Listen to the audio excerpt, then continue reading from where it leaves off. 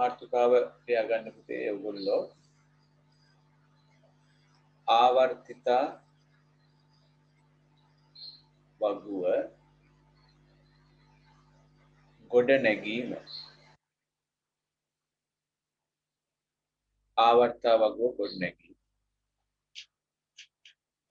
ඒ කියන්නේ මේ පළවෙනි පාඩමේ අපිට හම්බ වෙන අන්තිම ප්‍රධාන මාතෘකාව ආවර්ත වගුව ගොඩ නැගීම. දැන් ඔයගොල්ලෝ දන්නවා අපි හැමෝම දන්න දෙයක් තමයි ආවර්තිත වගුවක් කියලා පාවිච්චි කරනවා මූලධර්ම වර්ගීකරණය කරපො මේ ආවර්ත වගුව ගොඩ නැගීම කියන එක දැන් වර්තමානයේ තියෙන ආවර්ත වගුව කපාටම ගොඩ නැගින්නේ නැහැ. මේ ගොඩ නගන්න විද්‍යාඥයෝ සෑහෙන ප්‍රමාණයක් උත්සාහ දරනවා. හරිද? ඒගොල්ලන්ගේ උත්සාහය වල ප්‍රතිඵලයක් විදිහට තමයි මේ වර්ගීකරණය ගොඩ නැගීම සිද්ධ වෙන්නේ.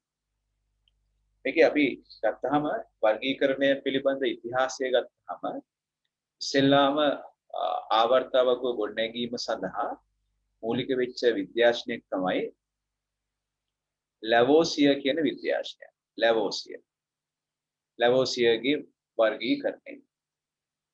ලැවෝසියගේ වර්ගීකරණය.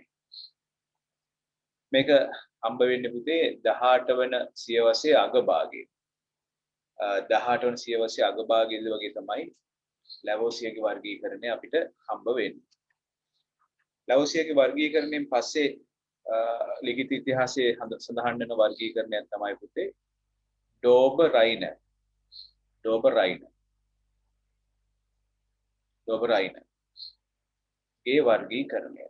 ගේ වර්ගීකරණය. මේ ඩෝබරයින්ගේ වර්ගීකරණය අපිට හම්බ වෙන්නේ 1817 විතර වගේ කාලේ තමයි ඩෝබරයින්ගේ මේකට තව නමක් කියලා පුතේ ත්‍රික වර්ගීකරණය කියලා අපි කියනවා.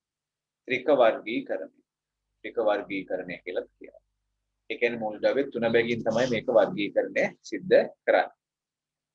ඊට පස්සේ අපිට හම්බ වෙනවා පුතේ වර්ගීකරණයක් නිව්ලන්ඩ්ස්ගේ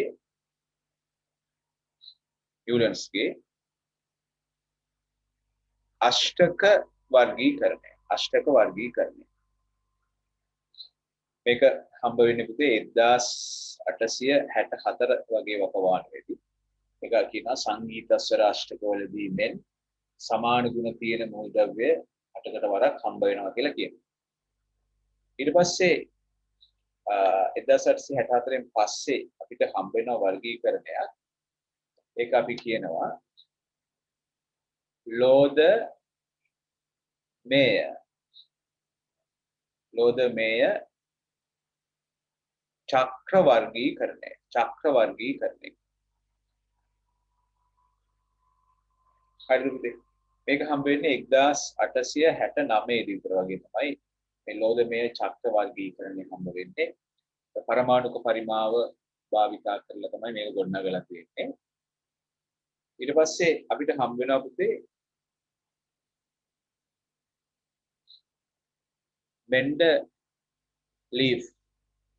මෙන්ඩලීෆ්ගේ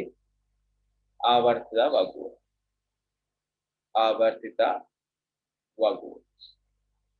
මේක හම්බ වෙන්නේ පුතේ 1869 විතර වකවානුවේ තමයි මේකත් හම්බ වෙන්නේ.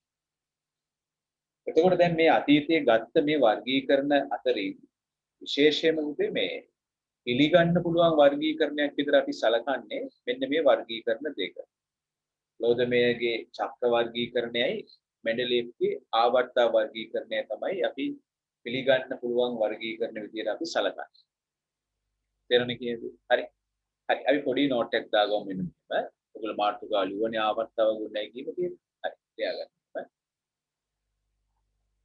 ආවර්ත වගුව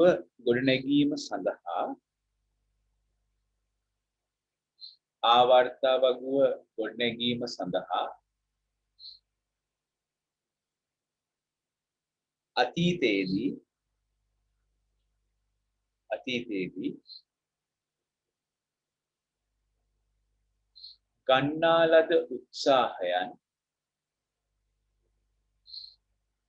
ගන්නා ලද උත්සාහයන්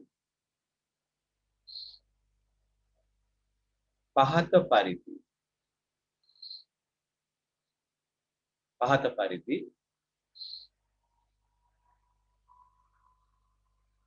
සාරාංශගත කර හැක.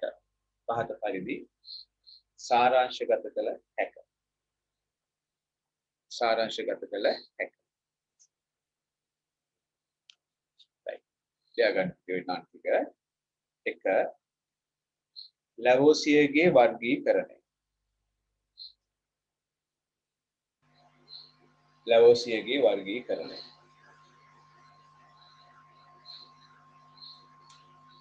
උට වරහන් ඇතුළේ ලියා ගන්න 18 වන සියවස අග භාගයේ. ලැවෝසියගේ වර්ගීකරණය 18 වන සියවස අග භාගයේ ලියා ගන්න.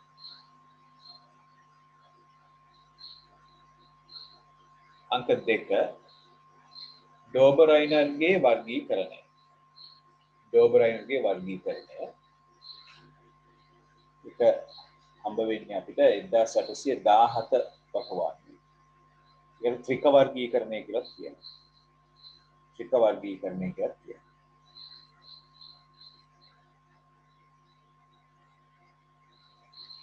අංක 3 නිව්ලන්ඩ්ස්ගේ අල්ඩයින කියන්නේ නිව්ලන්ඩ්ස්ගේ අෂ්ටක වර්ගීකරණය. අෂ්ටක වර්ගීකරණය 1864. 1864. අංක 4 ලෝධමේය චක්‍ර වර්ගීකරණය.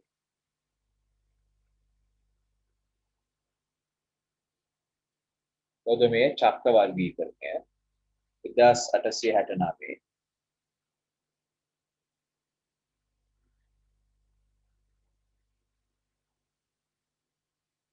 ඊළඟ ලියා ගන්න අංක 5 මෙන්ඩලීෆ්ගේ ආවර්තා වගුව. මෙන්ඩලීෆ්ගේ ආවර්තා වගුව 1869. හරි.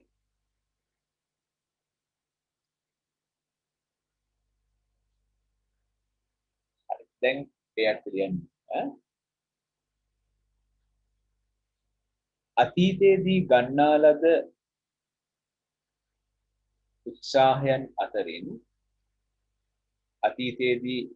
ගන්නා ලද උත්සාහයන් අතරින්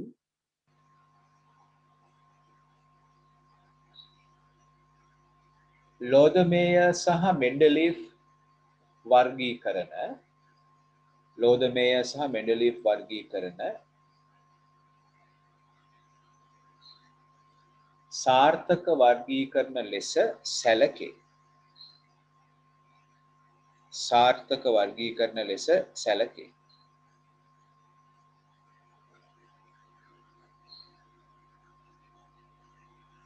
සාර්ථක වර්ගීකරණ ලෙස සැලකේ.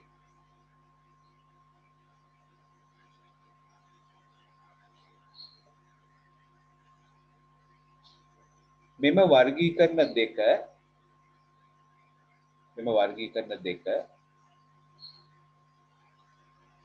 බොහෝ දුරට සමාන වූ වර්ගීකරණ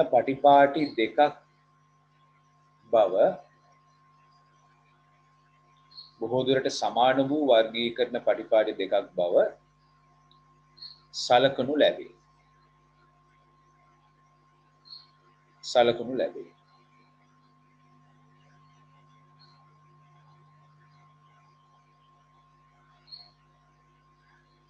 සලකනු ලැබේ. හරි. ඒතර මේ දෙන්න කිව්වේ පුතේ මෙහෙම දෙයක්. මේගොල්ලන්ගේ මේ ආවර්ත වගු දෙකේ මූලික හරය තමයි මෙයාලා කියන්නේ මෙන්න මෙහෙමයි. දැන් මූලද්‍රව්‍ය වල සාපේක්ෂ පරමාණු ස්කන්ධ තියෙනවා. දැන් මූලද්‍රව්‍ය වල සාපේක්ෂ පරමාණු ස්කන්ධ. මූලද්‍රව්‍ය වල සාපේක්ෂ පරමාණු ස්කන්ධ අත් අපි ගත්තොත් එහෙම පරමාණුක ස්කන්ධ ආරෝහණය වන පිළිවෙලට තිබ්බහම සමාන භෞතික සහ රසායන ගුණ තියෙන මූලද්‍රව්‍ය හමු වෙනවා කියලා කියනවා. පරමාණු ස්කන්ධ ආරෝහණය වන පිළිවෙලට සැකසුවාම එක සමාන භෞතික සහ රසායනික ගුණ තියෙන මූලද්‍රව්‍ය හමු වෙනවා කියලා තමයි මේ මෙන්ඩලිෆ් වර්ගීකරණයෙන් කියන්නේ. තේරෙන කියන දේ හරි. මේ මෙන්ඩලිෆ් සහ ලෝදමේ වර්ගීකරණයෙන් කියන්නේ. හැබැයි ප්‍රශ්නේ තියෙන්නේ දැන් ඒ දවස්වල මේ වකවානුවේ 1869 වකවානුවේදී පරමාණු ක්‍රමාංකය ගැන අවබෝධයක් තිබුණේ නැහැ. ඒ පරමාණු ක්‍රමාංකයක් ගැන අවබෝධයක් නැති නිසා තමයි මේ දෙන්න මේ පරමාණු ස්කන්ධය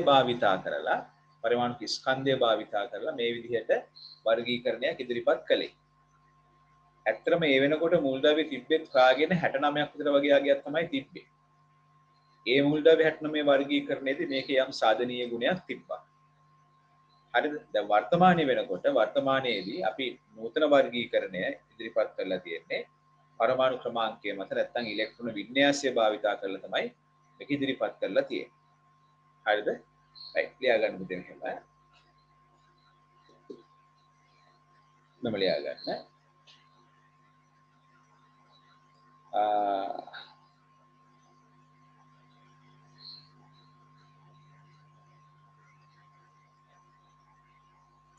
මම ලියා ගන්න.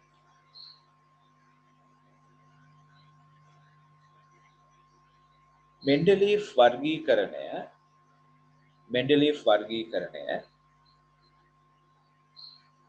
බොහෝ දුරට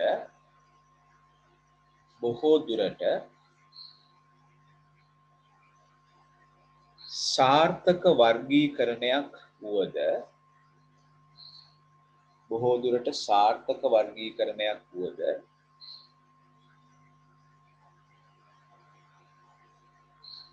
සමාන ගුණ ඇති මූලද්‍රව්‍ය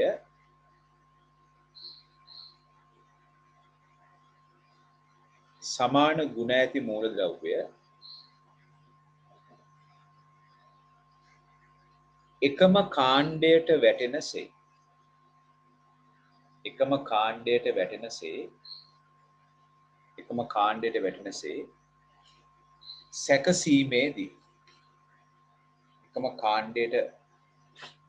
වැටෙනසේ සැකසීමේදී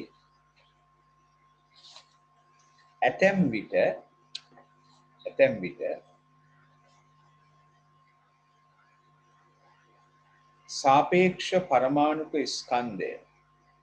සාපේක්ෂ පරමාණුක ස්කන්ධය වැඩිවීමේ අනුපිළිවෙල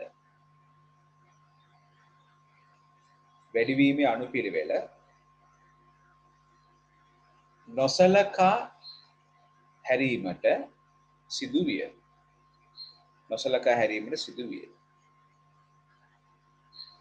ඒ කියන්නේ දැන් සාපේක්ෂ පරමාණුක ස්කන්ධය ආරෝහණය වෙන පිළිවෙලට සකසගෙන ගියාට හැම වෙලේම එකම කාණ්ඩයට සමාන ගුණ තියෙන මූලද්‍රව්‍ය හම්බුනේ නැහැ.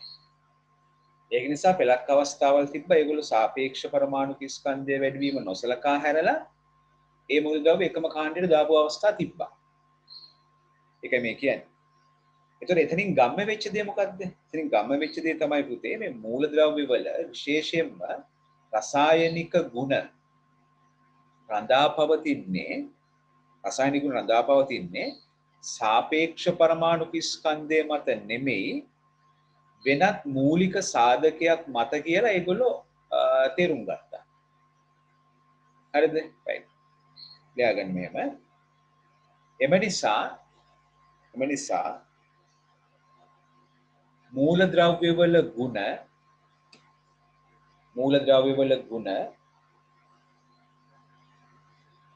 රඳා පවතින්නේ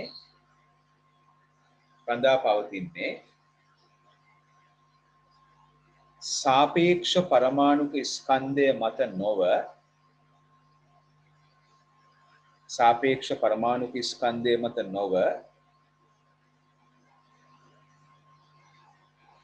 වෙනත් මූලික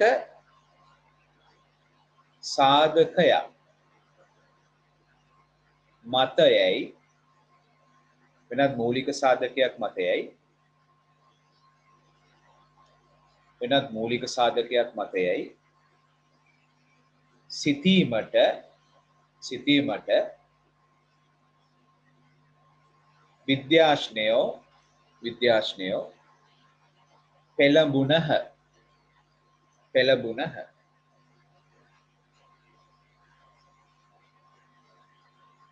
පෙළඹුණහ ඊළඟ රූල් ලියා ගන්න පුතේ ඊළඟ රූල් ලියන්න 1913 දී 1913 දී MG Moseley විසින්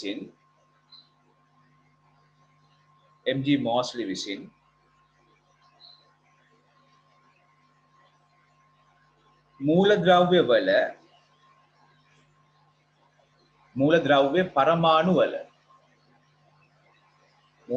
පරමාණු වල න්‍යෂ්ටික ආරෝපණය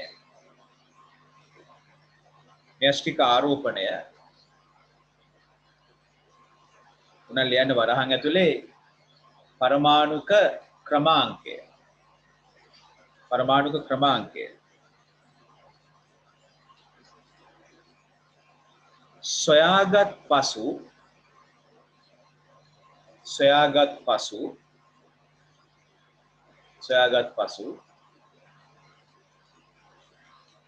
මූලද්‍රව්‍ය වල ගුණ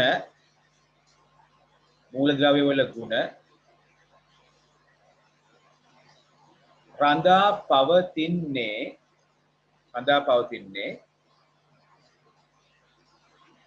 පවතින්නේ සාපේක්ෂ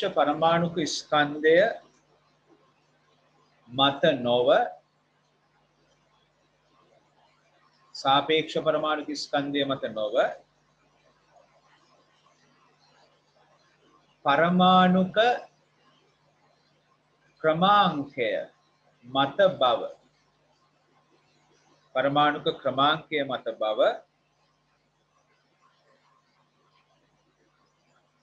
පරමාණුක ක්‍රමාංකය මත බව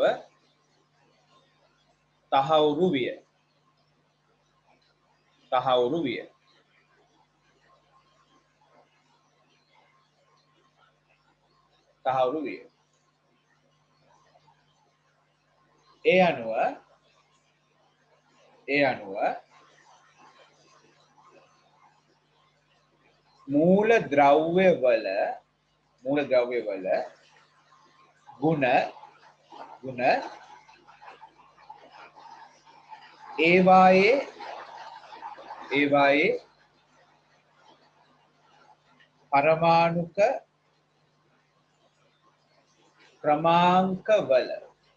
ඒවායේ පරමාණුක ක්‍රමාංකවල ආවර්තිත ශ්‍රිතයක්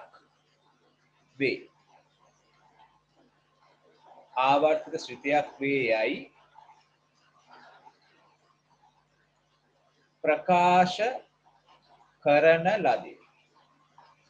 ප්‍රකාශ කරන ලදී.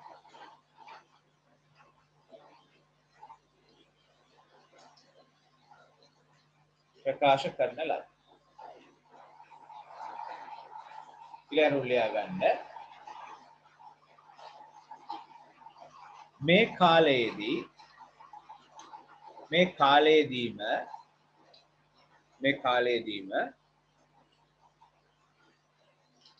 ඉලෙක්ට්‍රෝන වින්‍යාසය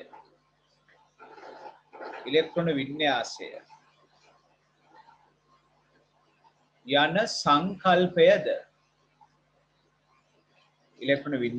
සංකල්පයද භාවිතයට පැමිණීමෙන්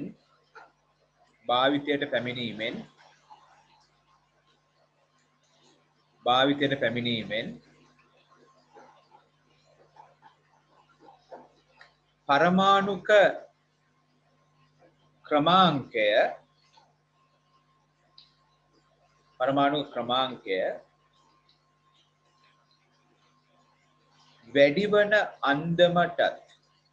වැඩිවන අන්දමටත් परमाणु क्रमांकයේ වැඩි වන අන්දමටත්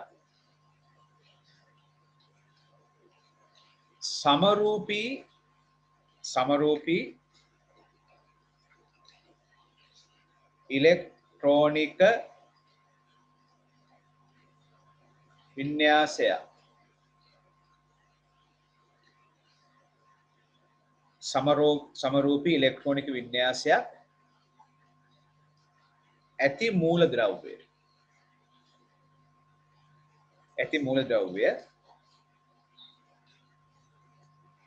එකම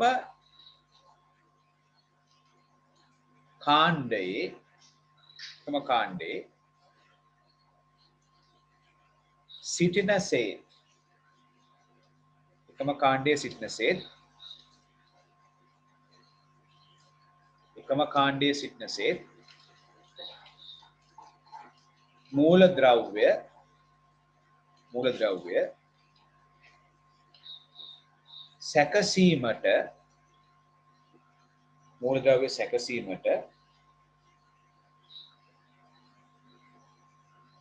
සැකසීමට පටන් ගන්නා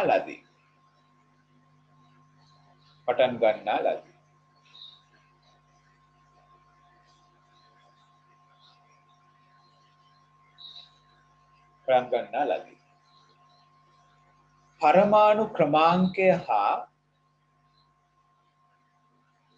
परमाणु क्रमांकය හා ඉලෙක්ට්‍රෝනික වින්‍යාසය මත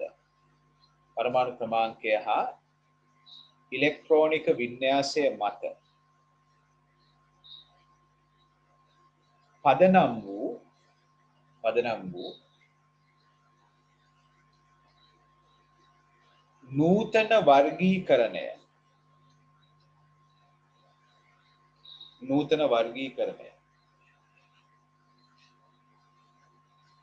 නූතන වර්ගීකරණය සකස් කිරීම සඳහා බොහෝ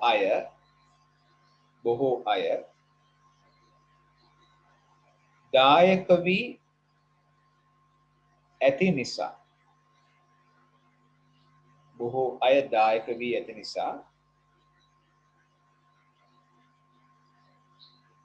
එහි ගෞරවය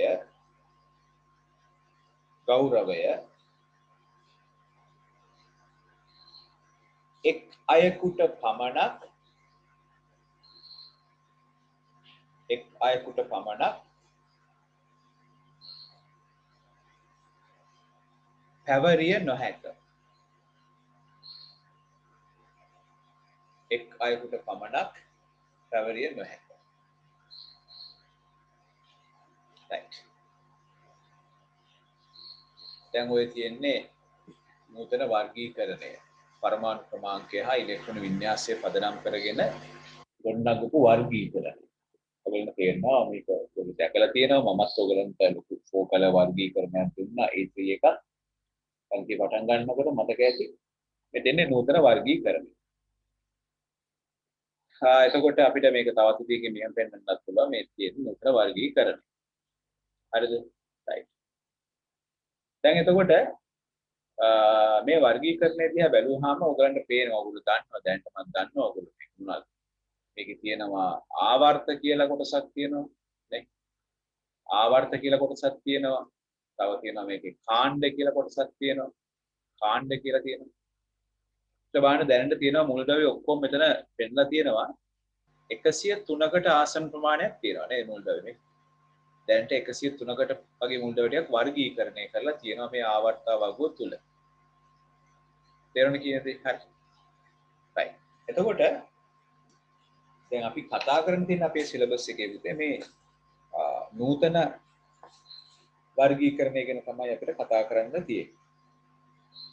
දැන් මේ නූතන වර්ගීකරණය නිර්මාණය කරද්දී මේගොල්ලෝ මේ කියන නූතන වර්ගීකරණය නිර්මාණය කරද්දී මේ විද්‍යාඥයෝ ප්‍රධාන පිළිවෙත් දෙකක් ප්‍රධාන ක්‍රම දෙකක් අනුගමනය කළා.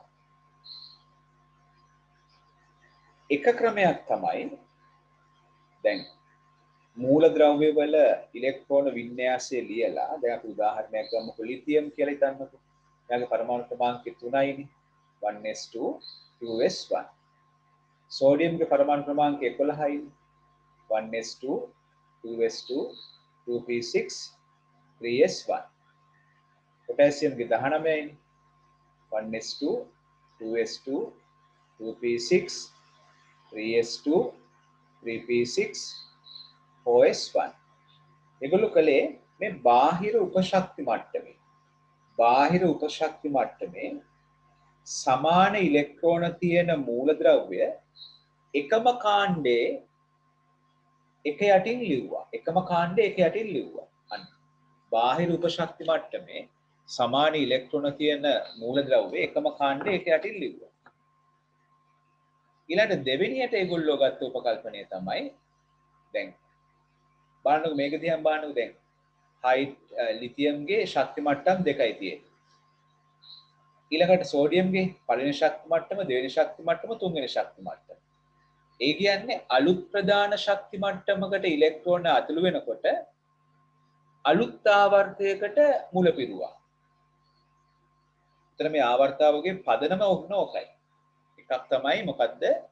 බාහිර උපශක්ති මට්ටමේ සමාන ඉලෙක්ට්‍රෝන තියෙන මූලද්‍රව්‍ය එකම කාණ්ඩේ එක යටින් ලිව්වා.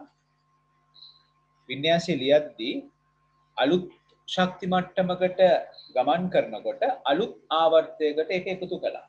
දැන් මේක තුන්වෙනි ශක්ති මට්ටමට යන නිසා තුන්වෙනි ආවර්තය. හතරවෙනි ශක්ති මට්ටමට යන නිසා මේක ඉන්නේ හතරවෙනි ආවර්තය. ඒක අපි ඉස්සරහදී කතා කරමු. තේරෙන්නේ කියන්නේ නයි. පසුපැනකින් ලියා ගන්න මුතේ මම මේ කියන දේ පසුපැනකින් ලියා ගන්න. නූතන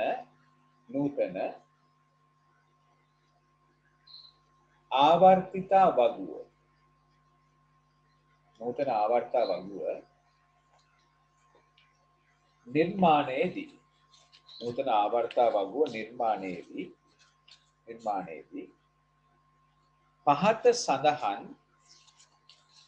පහත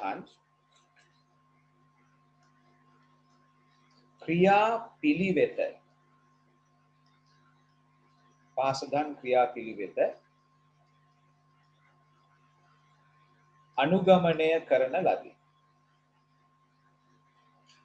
අනුගමනය කරන ලදී. පාසදාන ක්‍රියාපිළිවෙත අනුගමනය කරන ලදී. right. අංක 1ට එන්න පුතේ. ලියා ගන්න අංක 1 ඕන රොප්පයන් ලියුවත් කමන්නේ. ඉතින් පැනකින් ලියා ගන්න අංක 1. බාහිර උපමට්ටම්. දැන් බාහිර උපශක්ති මට්ටම්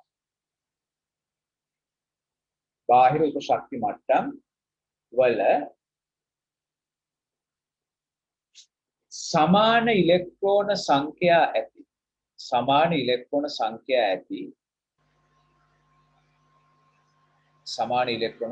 ඇති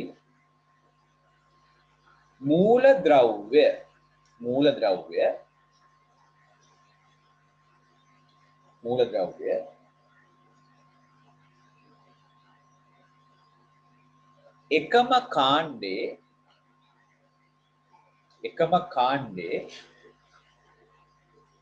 එකම කාණ්ඩේ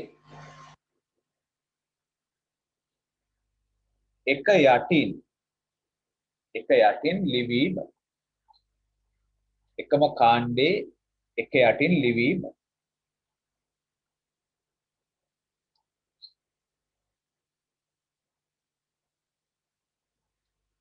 අංක 2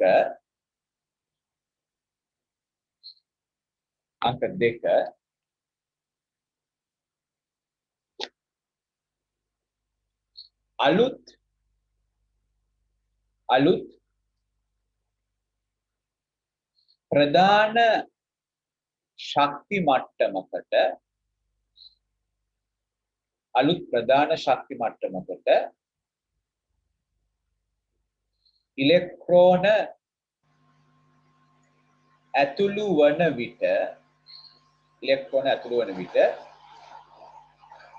ඇතුළු වන විට අලුත් ආවර්තයක් අලුත් ආවර්තයක් මුල පිරීම අලුත් ආවර්තයක් මුල පිරීම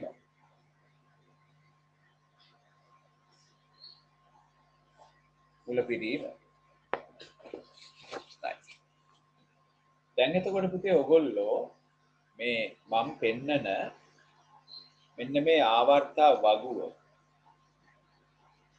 මෙන්න මේ ආවර්තා වගුව ඔයගලන්ට පේනවා ඇති මේ වීඩියෝ එක නතර කරලා ඔයගොල්ලෝ මේක ඇඳ ගන්න. හරිද? මම ඒක ඕනනම් ඔයගලන්ට ගෲප් එකට දාන්නම්. ඒතර මේක බලා ගන්න පුළුවන්. මේ වර්ගීකරණය මම ගෲප් එකට දාන්නම්. ඔයගොල්ලෝ ඒක බලලා උතන පොතේ ඇඳ ගන්න. මේ නම් ටික ලස්සන්ට නම් ටිකක් ලියා ගන්න. මේ පරමාණු ක්‍රමාංක ටික තියෙනවා මේක දාලා. ඊට පස්සේ ස්කන්ධ ක්‍රමාංක ටික දාලා තියෙනවා. ඒ ටික ලස්සන්ට මේක ලියා ගන්න. මේ වර්ගීකරණය. හරි? right. ඒක ඇඳ ගන්න ඉඩ තියා ගන්න ඕනේ. තනි කොලයක් තනි පිටුවක් තිබ්බම ලස්සන මේක ඇඳ ගන්න පුළුවන්. ඇඳ ගන්න ඉඩ තියා ගන්න. තියාගෙන මේ නෝට් එකට එන්න. හරි. දැන් අපි නූතන වර්ගීකරණේ අපි කතා කළා පදනම ගැන කතා කළා. හරිද? එතකොට මේ සමස්ත නූතන වර්ගීකරණයම සකස් වෙලා තියෙන්නේ කොහොමද දන්නවද පුතේ? අර උපශක්ති මට්ටම් වල ශක්තිය වැඩි වෙන අනුපිළිවෙලට. ඒ කියන්නේ ඔයගොල්ලෝ දන්නවා ඒ අවුෆ්බා මූල ධර්මයට අනුව. ඒ කියන්නේ 1ට වඩා 2ගේ ශක්තිය වැඩි, 2ට වඩා 2pගේ ශක්තිය වැඩි, 2pට වඩා 3sගේ ශක්තිය වැඩි, 3pට වඩා 4sගේ ශක්තිය වැඩි, 4ට වඩා 3dගේ ශක්තිය වැඩි, 3dට වඩා 4pගේ ශක්තිය වැඩි, 4pට වඩා 5sගේ ශක්තිය වැඩි. ඔන්න ඔය විදිහට තමයි මේ සමස්ත වර්ගීකරණයේ මූලද්‍රව්‍ය ලියලා තියෙන්නේ. හරි. දැන් රතු පැනෙල් ලියා ගන්න ඕගොල්ලෝ මෙන්න මෙහෙම. මෙම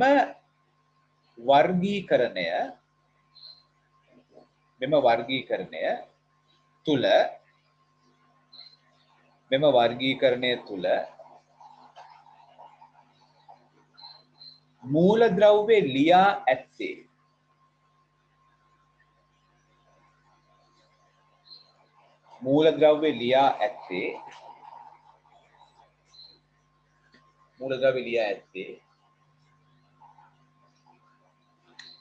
උපශක්ති මට්ටම් වල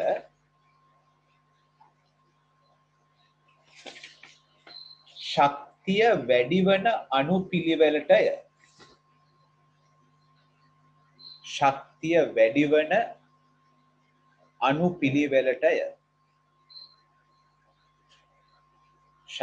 වැඩිවන අනුපිළිවෙලටය.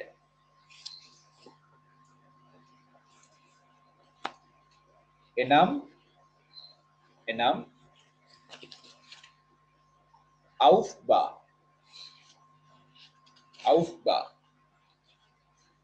මූල ධර්මයට අනුව වේ.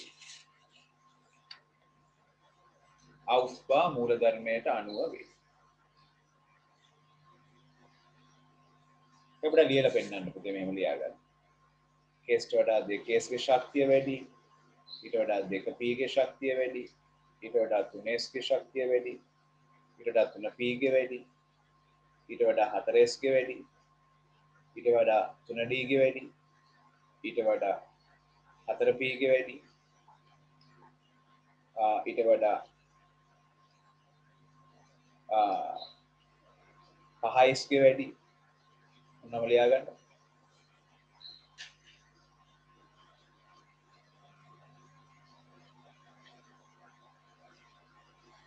හරි. දැන් එතකොට ඔයගොල්ලෝ ලියන්න අනුමාර්ථකාවක් ලියා ගන්න. මෙන්න මෙහෙම. නූතන වගුවේ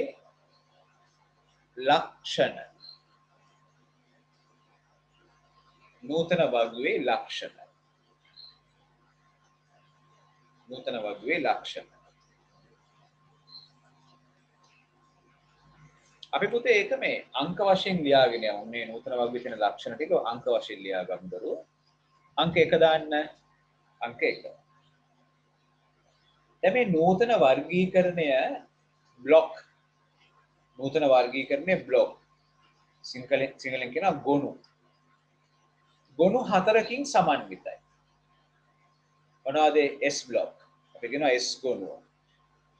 අනික P block. P ගොනුව. D block. D ගොනුව. ඊළඟට F block. F ගොනුව. S ගොනුව, P ගොනුව, D ගොනුව, F ගොනුව. එතකොට S ගොනුවට අයත් වෙන්නේ කොහොමද? S උපශක්ති මට්ටමට ඉලෙක්ට්‍රෝන පිරෙන මූලද්‍රව්‍ය තමයි මේකට අයත් වෙන්නේ. P ට අයත් වෙන්නේ. P උපශක්ති මට්ටමට ඉලෙක්ට්‍රෝන පිරෙන මූලද්‍රව්‍ය තමයි මේකට අයත් වෙන්නේ. D උපශක්ති මට්ටමට ඉලෙක්ට්‍රෝන පිරෙන මූලද්‍රව්‍ය තමයි D ගොනට අයත් වෙන්නේ. F උපශක්ති මට්ටමට ඉලෙක්ට්‍රෝන පිරෙන මූලද්‍රව්‍ය තමයි F ගොනුවට අයත් වෙන්නේ.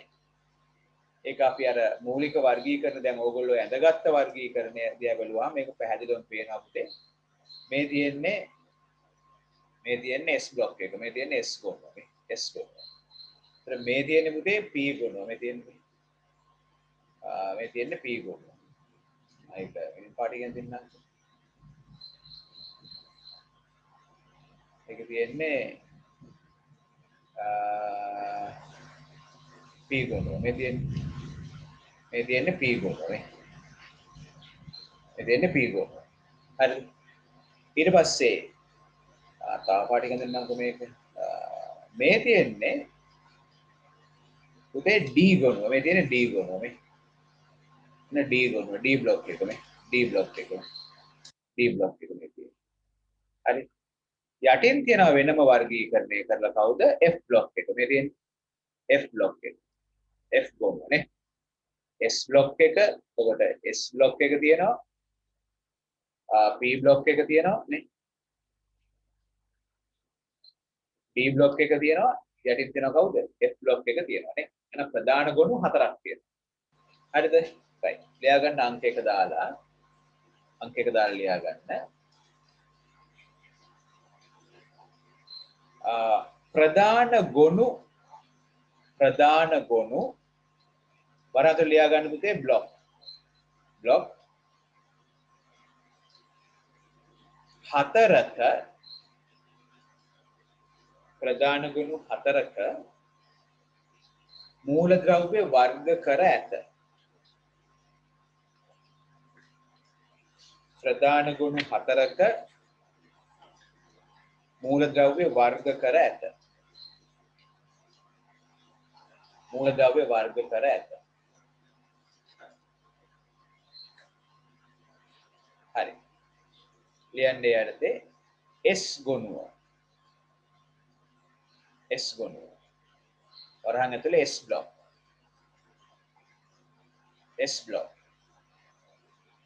ඉස්සරහින් ලියා ගන්න.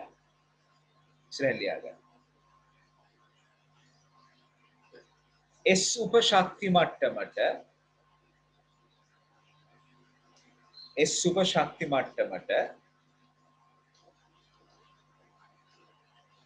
ඉලෙක්ට්‍රෝන පිරෙන මූලද්‍රව්‍ය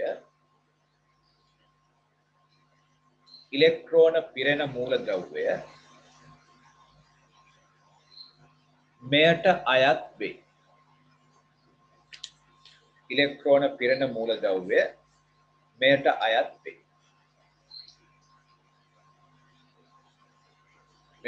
වේ. ඔන්න ඒකට සිම්පල් A දාගමුකෝ අපි. Simple B. P ගොනුව වරහන් ඇතුලේ P බ්ලොක්.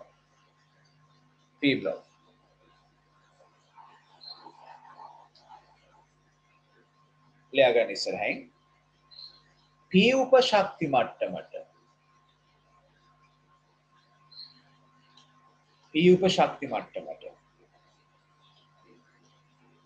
ඉලෙක්ට්‍රෝන පිරෙන මූලද්‍රව්‍ය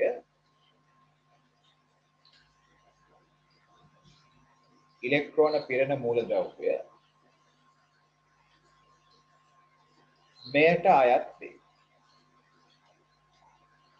මෙයට අයත් වේ. C D ගොනුව D block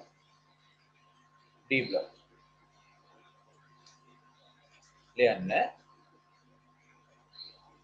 D උපශක්ති මට්ටමට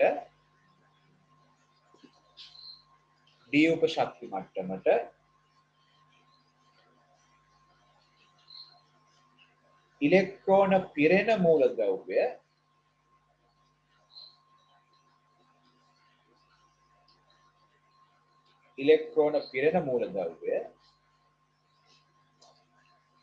මෙයට අයත් වේ.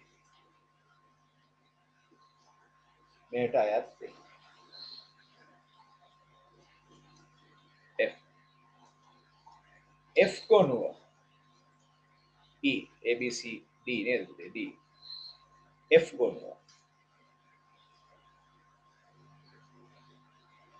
ලියා ගන්න. F block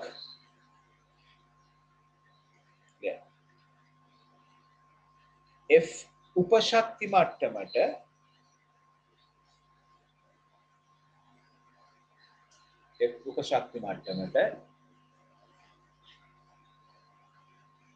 ඉලෙක්ට්‍රෝන පිරෙන මූලද්‍රව්‍ය මෙයට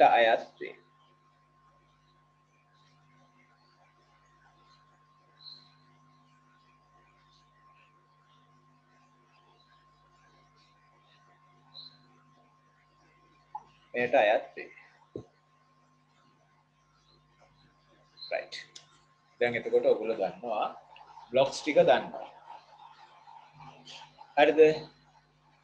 right. මං අදිනවා මේ ආවර්තා වගුවේ සැකිලි සටහන. දැන් ඔයගොල්ලෝ අංක 1 යටතේම දැන් S ගුණුව P ගුණුව එහෙම ලිව්වනේ. ඒ යටතේම ලියන්න ඔයගොල්ලෝ මේව අනුමාර්ථකාවක් ලියන්නකෝ. ආවර්තිතා වගුවේ සැකිලි සටහන.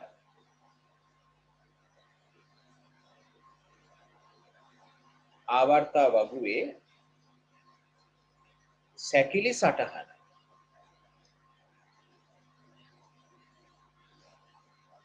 ආවර්තා වගුවේ සැකිලි සටහන.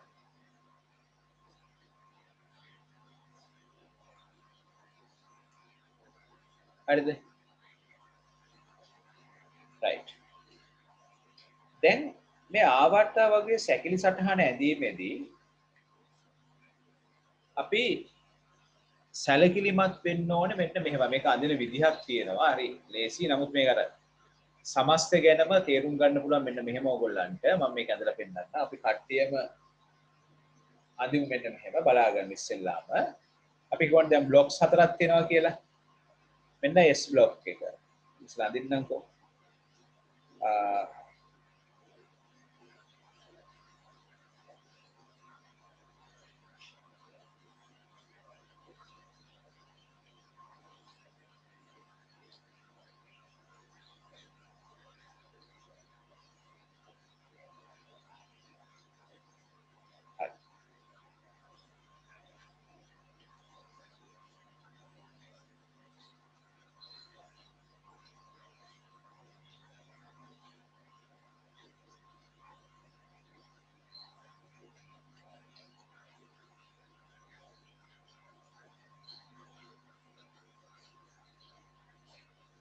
මේ තමයි පුතේ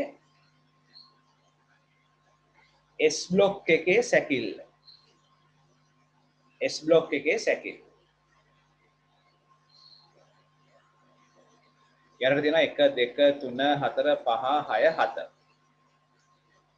හරිද? ඔන්න S බ්ලොක් එක. ඊට පස්සේ මම D බ්ලොක් එක අඳිනවා. D බ්ලොක් එකේ සැකිල්ල අඳිනවා.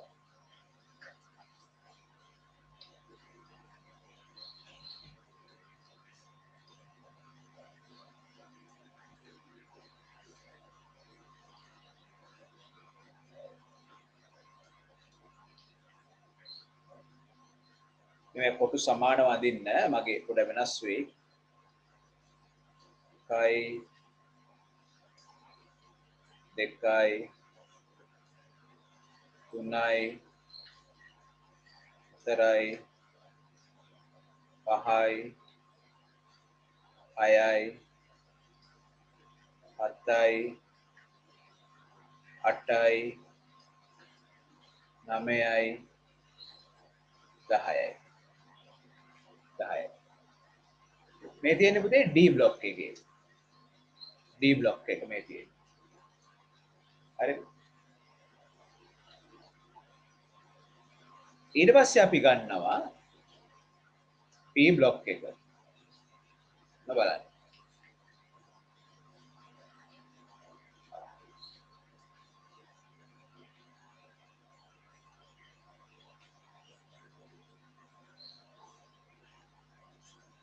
මෙන්න P බ්ලොක් එක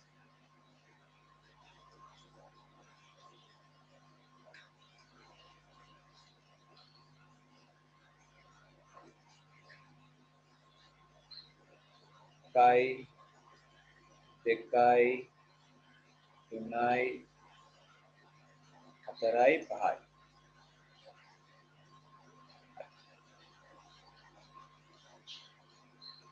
එකයි දෙකයි තුනයි හතරයි පහයි හයයි මේ තියෙන පුතේ P බ්ලොක් එක P බ්ලොක් එක මේ තියෙන ඊට පස්සේ යටින් තියෙනවා වෙනම අපේ සැකිල්ලේ F බ්ලොක් එක තමයි යටි වෙනම අදින්නම් මෙන්න මෙහෙම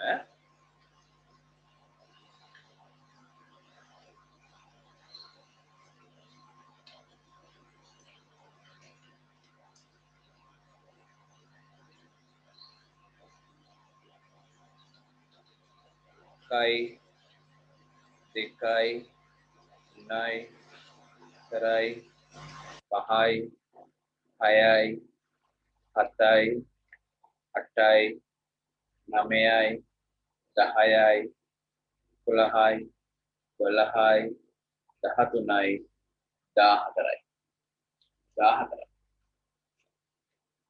හරිද right මේ තමයි F බ්ලොක් එක දැන් අපි මේක පුතේ මේ අංකණය කරනවා මෙන්න මෙහෙම IUPAC ක්‍රමයට අපි කියනවා International Union of Pure and Applied Chemistry ජාත්‍යන්තර ශුද්ධ හා ව්‍යවහාරික රසායන විද්‍යාවේ සම්මේලනයේදී තහවුරු කරගත්ත විදිහට මේක අංකණය කරනවා මෙන්න මෙහෙම මේ සිරස් තීරු මේ සිරස් තීරු අපි වල කියනවා කාණ්ඩ කියලා සිරස් තීරු ඒවට අපි කියනවා කාණ්ඩ කියලා ඒ අපි නම් කරන්නේ මෙන්න මේ විදිහට 1 2 3 කියලා තමයි කියන්නේ. හරිද?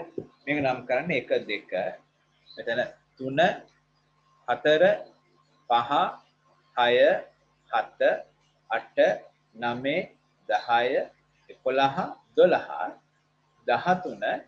14 15 16 17 18 18 ඔක ඇවිල්ලා IUPAC ක්‍රමය.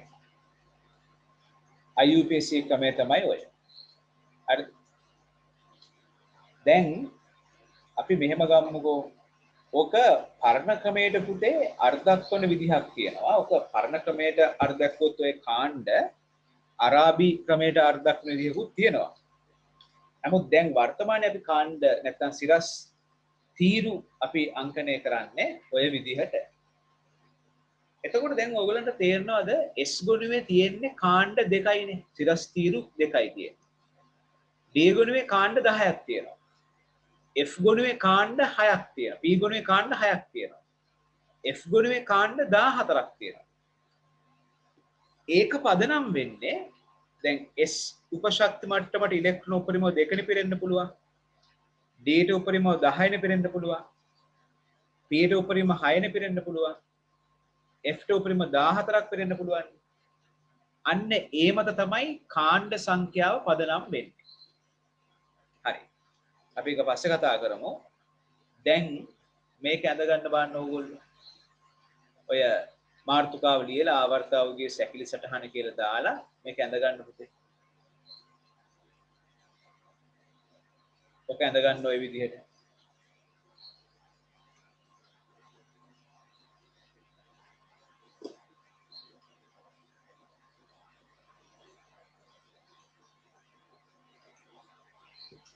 හරි. දැන් මේක වීඩියෝ එකක් නිසා ඔයගොල්ලන්ට මේ වීඩියෝ එක බ්ලොක් කරලා මේක ඇඳ ගන්න පුළුවන් නේ ස්ටොප් කරලා. ඒක නිසා දැන් අපි නෝට් එකට යමු මෙහෙම සටහන කියලා දාන්න. සටහන කියලා ලියාගෙන මම මේ කියලා දෙන්නේ. මෙහි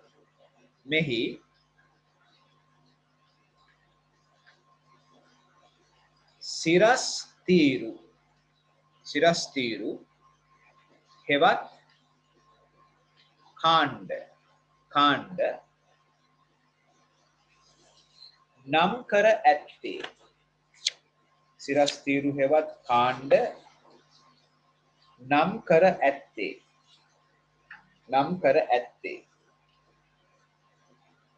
හරි ලියා ගන්න පුතේ මෙන්න මෙහෙම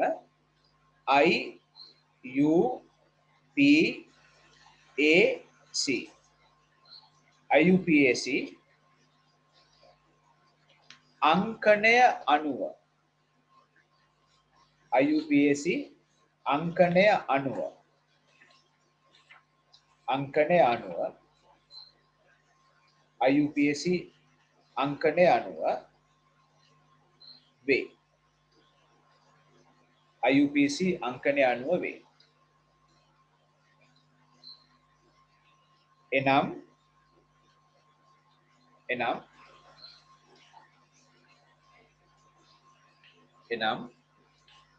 දැන්ට මෙහෙම ලියා ගන්න පුතේ මම කියා දෙන්නම් ඒවා. ක්ෂාර ලෝහ කාණ්ඩයේ සිට ක්ෂාර ලෝහ කාණ්ඩයේ පළවෙනි කාණ්ඩය කියන්නේ ක්ෂාර ලෝහ කියලා. ක්ෂාර ලෝහ කාණ්ඩයේ සිට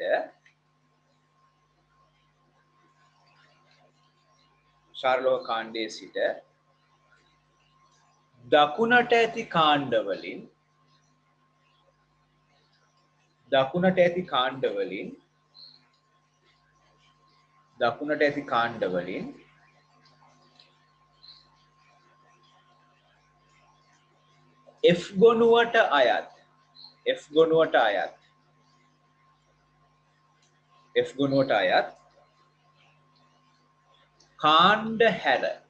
F ගොනුවට අයත් කාණ්ඩ හැර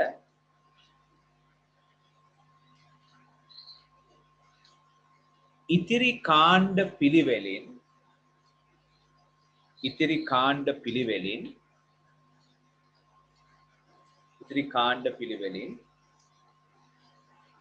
එකේ සිට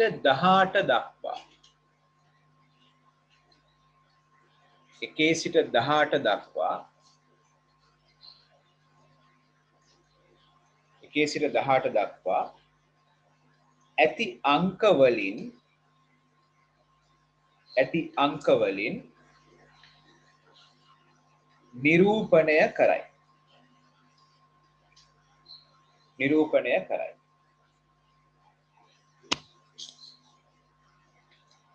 නිරූපණය කරයි.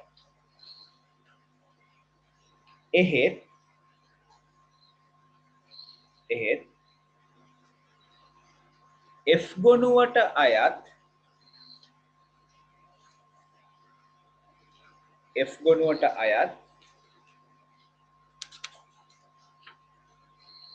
මූලද්‍රව්‍ය අඩංගු කාණ්ඩ සඳහා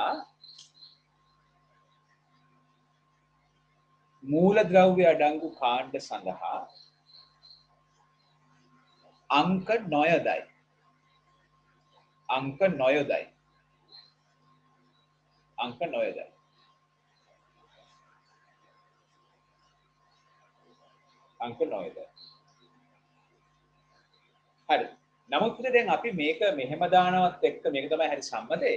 නමුත් අපි මේ ඔය අභ්‍යාසවලදී එහෙම S ගුණුවට රෝම ඉලක්කම් 1 රෝම ඉලක්කම් 2 P ගුණුවට මේ රෝම ඉලක්කම් 3 රෝම ඉලක්කම් 4 රෝම ඉලක්කම් 5 රෝම ඉලක්කම් 6 රෝම ඉලක්කම් 7 මේකට බිඳුව කාණ්ඩය කියලා කියනවා. හරිද? මේක 8 කාණ්ඩය කියලා කියනවා. රෝම ඉලක්කම් 8 කියලා දාන්නත් පුළුවන්. හරි? ඒත් ලියා ගන්න. නමුත්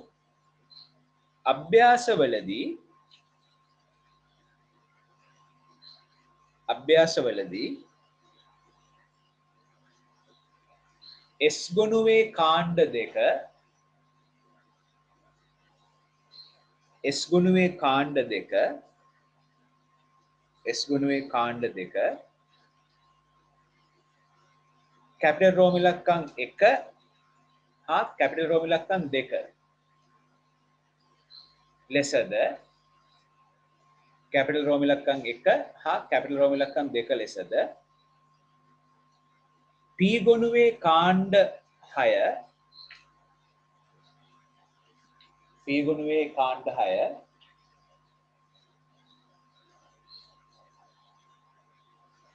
කැපිටල් රෝම ඉලක්කම් 3 සිට කැපිටල් රෝම ඉලක්කම් 3 සිට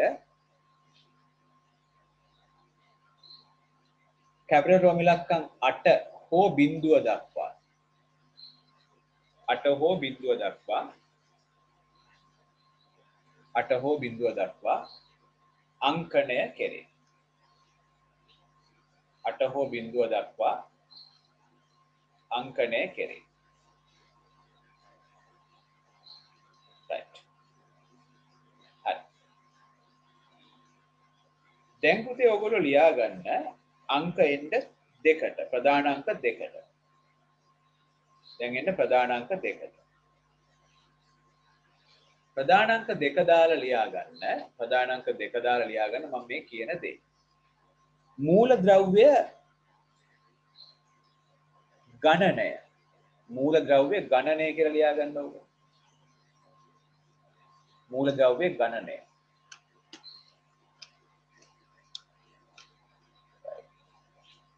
බලමු මූලද්‍රව්‍ය ගණනය කිරීමක් කරලා. right. බලන්න. දැන් අපි බලමු මූලද්‍රව්‍ය ගණනය යටතේ දාන්න ඕගොල්ලෝ සිම්පල් A පුතේ. මූලද්‍රව්‍ය ගණනය යටතේ දාන්න සිම්පල් A. Simple A. දාලා ලියන්න සිම්පල් A දාලා ලියන්න මුළු මූලද්‍රව්‍ය සංඛ්‍යාව ගණනය කිරීම කියලා ලියන්න. මුළු මූලද්‍රව්‍ය සංඛ්‍යාව ගණනය කිරීම කියලා ලියන්න. හරි. දැන් අපි මේක කොහොමද ගණන් කරන්නේ? මේක S බ්ලොක් නේ. ඔයාලා හිතන්න S බ්ලොක් වල මූලද්‍රව්‍ය කීයක් තියෙයිද? 2 6යි මම ඒකට එකක් එකතු කරනවා. මේ 2 මේ 2යි 1යි 2යි 3යි 4යි 5යි 6යි 2 6යි මෙතන 1යි 6යි එකක් එකතු කරලා. ඒ කියන්නේ S බ්ලොක් එකේ එක්කම කීයද 13යි. P ගුණය කීයක් තියෙද ඔයගොල්ලෝ හිතන්නේ? හරිද? P ගුණය ඔක්කොම මූලද්‍රව්‍ය කීයක් තියෙද ඔයාලා හිතන්නේ? හරි. දැන් බලන්න මේක ගන්න විදිය 1යි 2යි 3යි 4යි 5ක් තියෙනවා. හරිද? පහේව කීයක්ද 1යි 2යි 3යි 4යි 5යි 6යි. හරි. එහෙනම් මම මෙහෙම ලියනවා 6ව 5යි ඒකට එකක් එකතු වෙනවා. මෙයා එකතු වෙන්න බෑ වෙනම. ඒ කියන්නේ කීයක්ද? 31ක් ඉන්නවා. 31ක් ඉන්නවා. D ගුණය කොහමද? 1යි 2යි 3යි 4යි. ඒ වගේව 10ක්. 4ව 10ක් ඉන්නවා. ඒ කියන්නේ කොච්චරද? 40ක් ඉන්නවා. F ගුණය 2ව 14ක් ඉන්නවා. ඒ කියන්නේ කොච්චරද? 28ක් ඉන්නවා. ඒ කියන්නේ ඔක්කොම 112ක් ඉන්නවා. 112ක් ඉන්නවා ඔක්කොම. මේ වර්ගීකරණය තුළ 112ක් ඉන්නවා. මුළු එකතු 112ක් කියලා තමයි අපි සලකන්නේ. හරිද? right. දැන් අපි ලියා ගමු simple A මුළු මූලද්‍රව්‍ය සංඛ්‍යාව ගණනය කිරීම. මුළු මූලද්‍රව්‍ය සංඛ්‍යාව ගණනය කිරීම. right. ලියන්නේ යටතේ පිළිවෙල ලියා ගමු අපි යටතේ.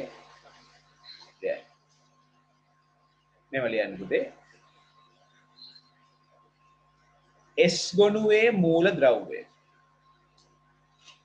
S ගොනුවේ මූලද්‍රව්‍ය කියලා ලියන්න සමානයි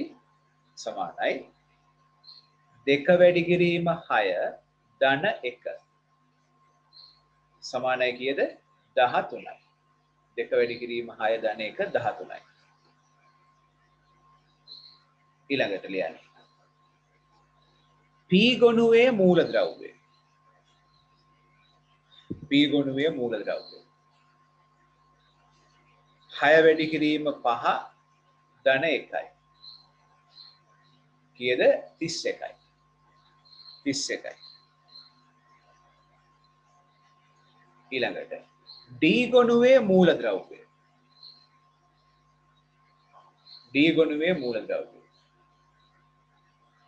10 වැඩි කිරීම 4යි ඒ කියන්නේ කීයද 40යි 10 වැඩි කිරීම 4යි ඒ කියන්නේ 40යි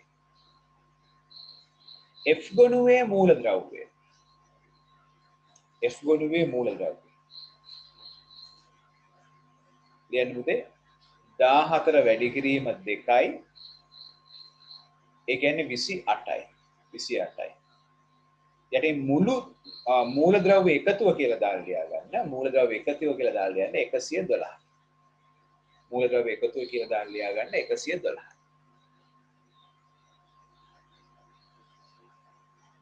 හරි දැන් දාන්න පුතේ සිම්පල් B දැන් ඔයාලා සිම්පල් B දාන්න සිම්පල් B දාලා ලියා ගන්න මම මේ කියන දේ සිම්පල් B දාලා ලියා ගන්න මුළු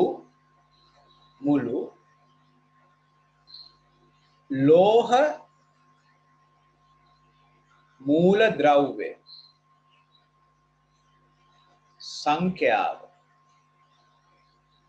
ගණනය කිරීම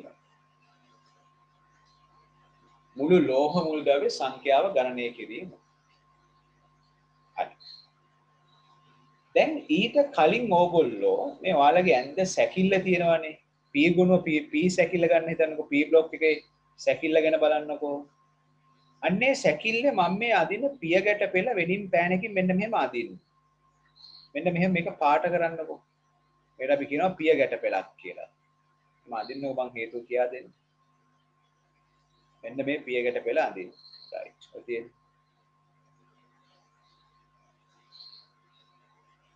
මෙන්න මේ පිය ගැට පෙළ අදින්න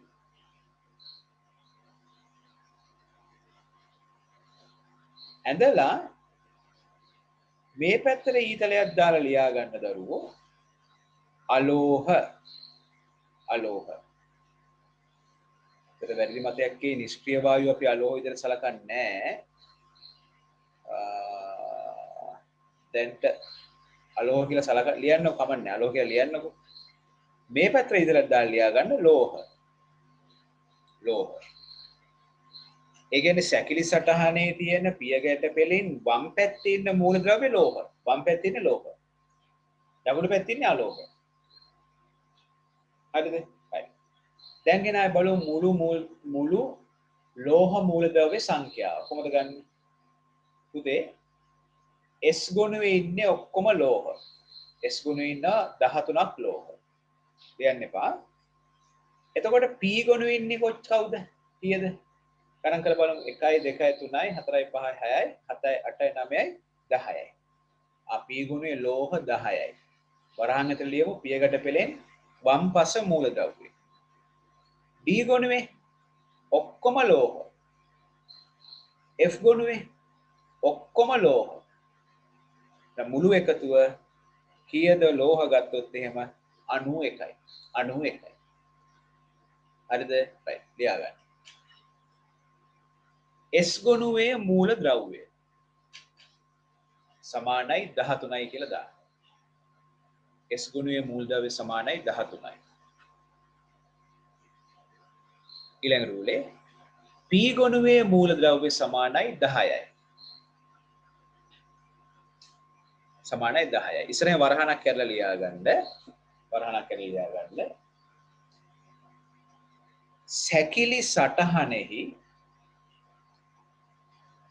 සැකිලි සටහනෙහි දක්වා ඇති දක්වා ඇති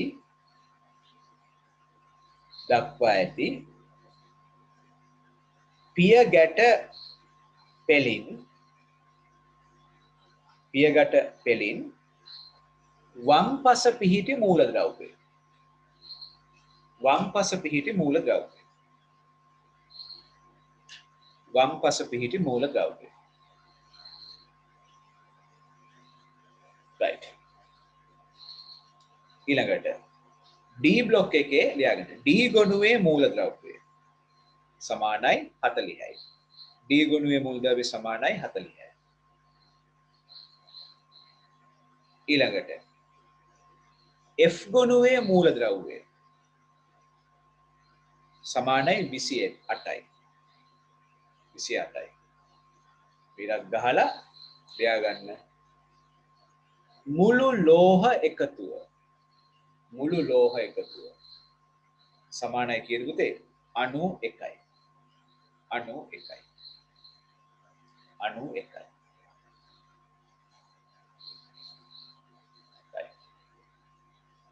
හරිද? right. දැන් දාන්න පුතේ C දාලා ලියා ගන්න.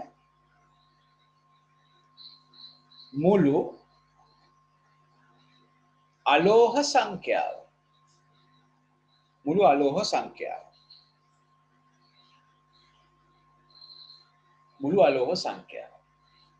දැන් අපි මුළු අලෝහ සංඛ්‍යාව දාගන්නකො සමානයි කියලා 15යි කියලා දාගන්නකො. 15යි කියලා දාගන්නකො.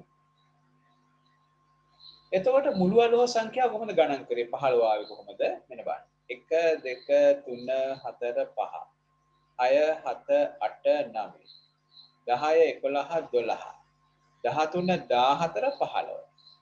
ඒ කියන්නේ පියගැට පෙළෙන් දකුණු පැත්තේ වුණා. හැබැයි උච්ච වායු හැර. නැත්නම් විරල වායු හැර. හරිද? ලියා ගන්න. මුළු අලෝහ සංඛ්‍යාව 15යි. වරහන් ඇතුලේ ලියා ගන්න පුතේ. වරහන් ඇතුලේ ලියා ගන්න. සැකිලි සටහනෙහි පෙන්වා ඇති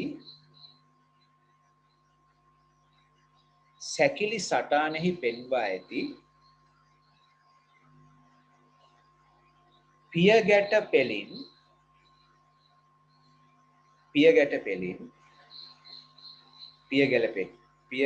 පෙළින් දකුණු පස පිහිටි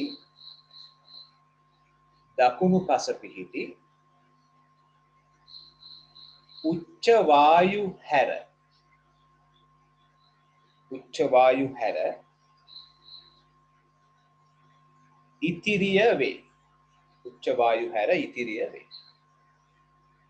ඉතිරිය වේ. right. හරි. දැන් දාන්න පුතේ ඔයගොල්ලෝ simple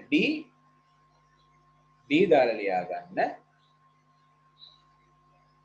විරල වායු වරහන් ඇතුලේ උච්ච වායු සංඛ්‍යාව ගණන් කරන්න 1 2 3 4 5 6 කියන උච්ච වායු සංඛ්‍යාව 6යි.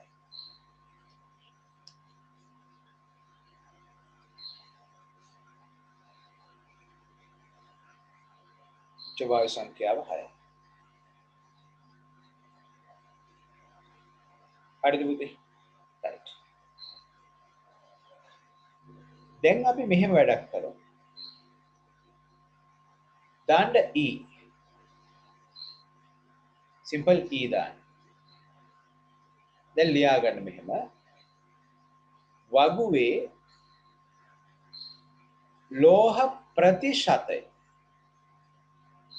වගුවේ ලෝහ ප්‍රතිශතය හොයමු. කොහොමද හොයන්නේ? ලෝහ මූලද්‍රව්‍ය බෙදනවා මුළු මූලද්‍රව්‍ය වලින් වැඩි කරනවා 100. කීයද පුතේ? ලෝහ තිබ්බේ 91යිනේ. 112න් බෙදුවා වැඩි කළා 100. මේක සුළු කළාම එනවා දරුවෝ 81.25ක් එනවා 100ට. 81.25ක් එනවා ආසන්න වශයෙන් 100. මේ තියෙන ලෝහ ප්‍රතිශතය ලියා ගන්න. F වගුවේ අලෝහ ප්‍රතිශතය කොහොමද ගන්නෙ? අලෝහ මූලද්‍රව්‍ය බෙදනවා මුළු මූලද්‍රව්‍ය වලින් වැඩි කරනවා C. අපිට අලෝහ මූලද්‍රව්‍ය කීයදාවේ ඔක්කොම 15යිනේ. බෙදුවා 112න් වැඩි කළා C. අපිට එනවා දරුවා ආසන්න වශයෙන් පුතේ 13.39 එනවා ආසන්න වශයෙන්.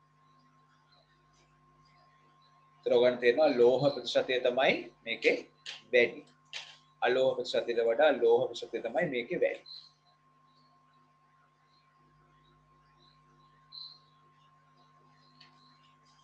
කියනනේ කියන්නේ.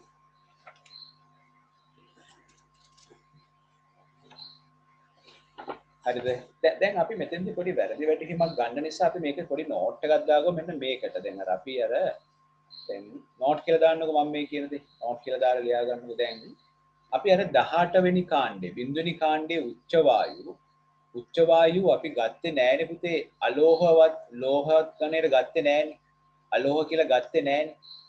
ඒකට හේතුව ඒගොල්ලෝ අලෝහ ලක්ෂණ පෙන්වන්නේ නෑ. ලෝහ ලක්ෂණ පෙන්වන්නේ නෑ. කායිකවත් ක්‍රියා කරන්නේ නැහැනේ. හැබැයි ඇතම් මූලද්‍රව්‍ය ගත්තොත් දැන් ක්සෙනෝන් වගේ ගත්තොත් මේ ක්සෙනෝන් අලෝහ පෙන්වන ලක්ෂණ පෙන්වනවා මේ. මෙන්න මේ වගේ සංයෝග හදනවා මේ. ඒ නිසා උච්ච වායු වලින් ඇතම් මූලද්‍රව්‍ය අලෝහ විදිහට ගන්න පුළුවන්. කවුද? ක්සෙනෝන් වගේ ඒවා අලෝහ විදිහට සලකන්න පුළුවන්. හරි නෝට් කියලා දාලා ලියා ගන්න මම මේ කියන දේ. නෝට් කියලා දාලා ලියා ගන්න. 18 වන කාණ්ඩේ වූ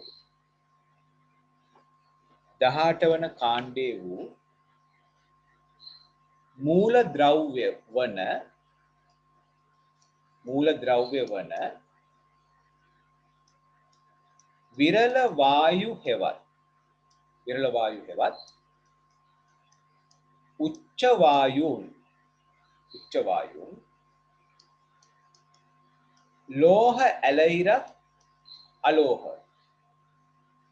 ලෝහ ඇලයිරක් අලෝහ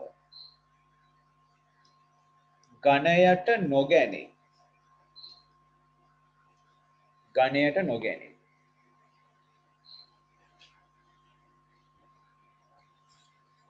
නමුත් පහළ ආවර්තවල වූ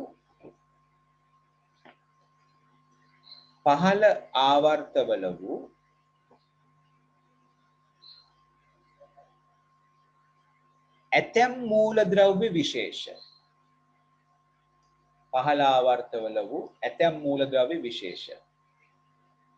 ඇතැම් මූලද්‍රව්‍ය කියලා ලියන්නකො. ඇතැම් මූලද්‍රව්‍ය වරහන් ඇතුලේ ක්සෙනෝන් කියලා දාන්න. Xc ක්සෙනෝන් කියලා දාන්න. Xc වරහන්.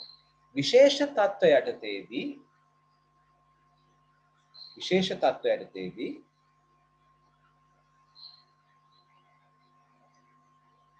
අලෝහ ලෙස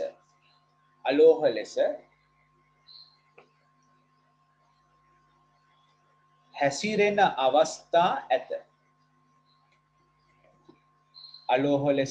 අවස්ථා ඇත. උදාහරණ කියලා ලියා ගන්න දරුවෝ. XCF2 XCF4 නම් ඉගෙන ප්‍රශ්න ඉවරයි. right. දාන්න අංක 3 දාන්න. දාලා ලියන්න වගුවේ පොදු ඉලෙක්ට්‍රෝන වින්‍යාසය කියලා. වගුවේ පොදු ඉලෙක්ට්‍රෝන වින්‍යාසය.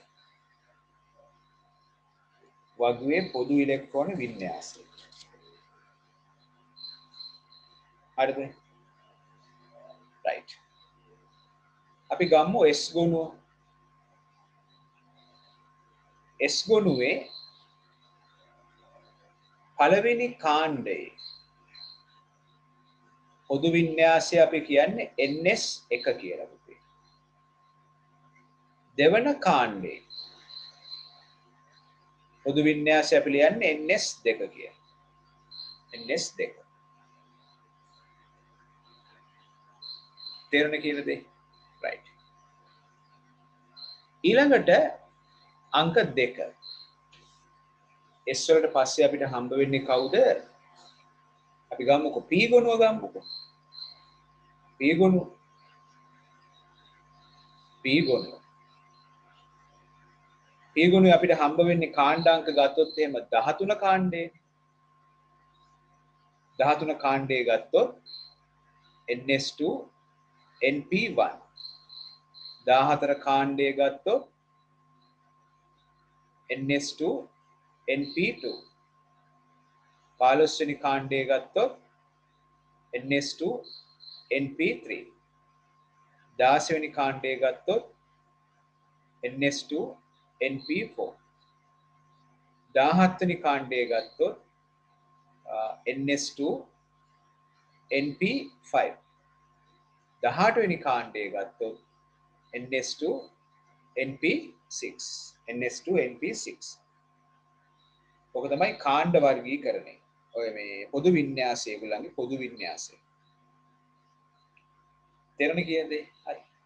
එතකොට අපිට උදේ D ගොනුවයි F ගොනුවේ පොදු වින්‍යාසය එච්චර නැහැ. අපි D ගොනුව මෙහෙම ලියාගමු. දැන් D ගොනුව ගත්තොත් D උපශක්ති මට්ටමට ඇතුළු වෙලා සෑදෙන ඉලෙක්ට්‍රෝනනේ පුතේ D ගොනුව කියන්නේ.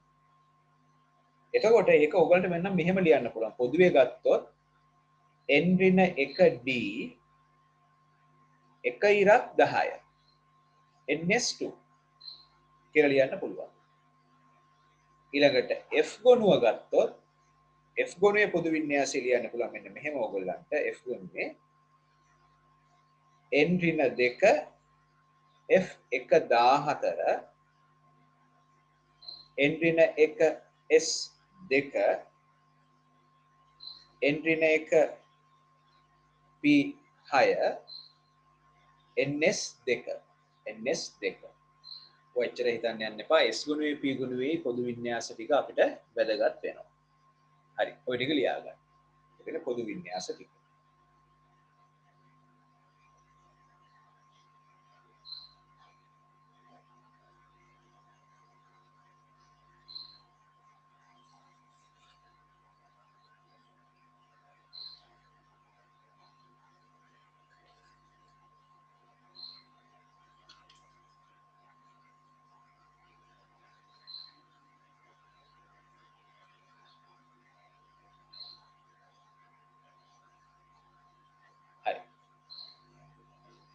ඊළඟට අංක 4 දාන්න. අංක 4. අංක 4 දාලා ලියන්න පුතේ මෙන්න මෙහෙම.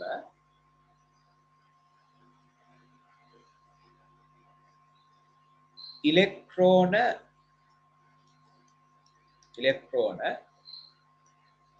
වින්‍යාසය සහ වගු අතර සම්බන්ධතාවය. ඉලෙක්ට්‍රෝන වින්‍යාසය සහ වගු අතර සම්බන්ධතාවය.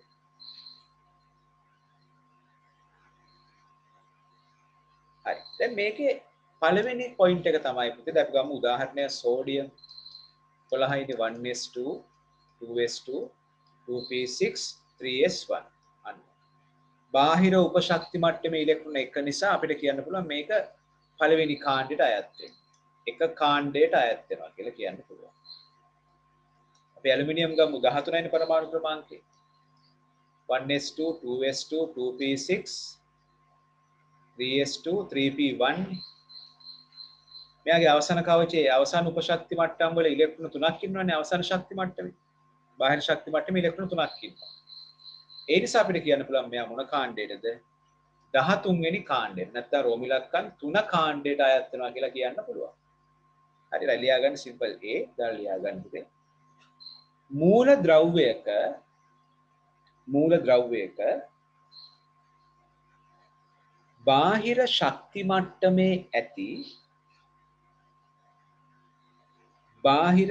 මට්ටමේ ඇති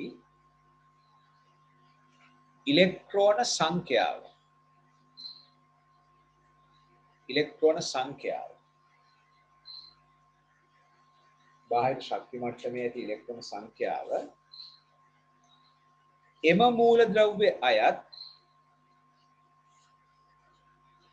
මූල ද්‍රව්‍ය අයත්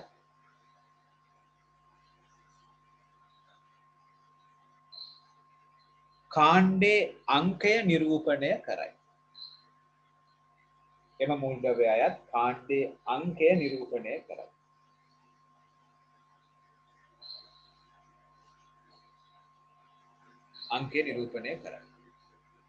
right. මේ දෙක ලියා ගන්න පුතේ වින්‍යාසය ටික ලියා ගන්න.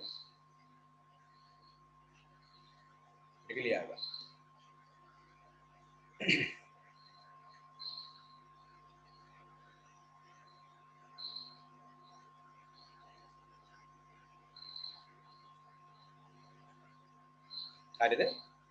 right. ලියා ගන්න B මෙම ලියා ගන්න කුසල නෝට් එකක් ලියා ගන්න. මෙහි තිරස්පේලි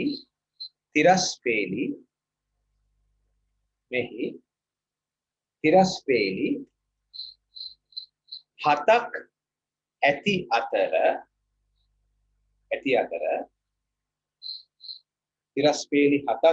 අතර ඒවා ආවර්ත ලෙස හඳුන්වයි.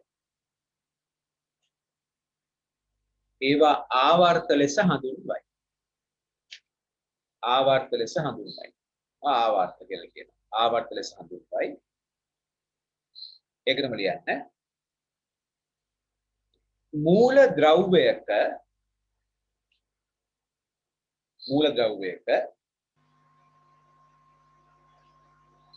ඉලෙක්ට්‍රෝන සහිත ප්‍රධාන ශක්ති මට්ටම්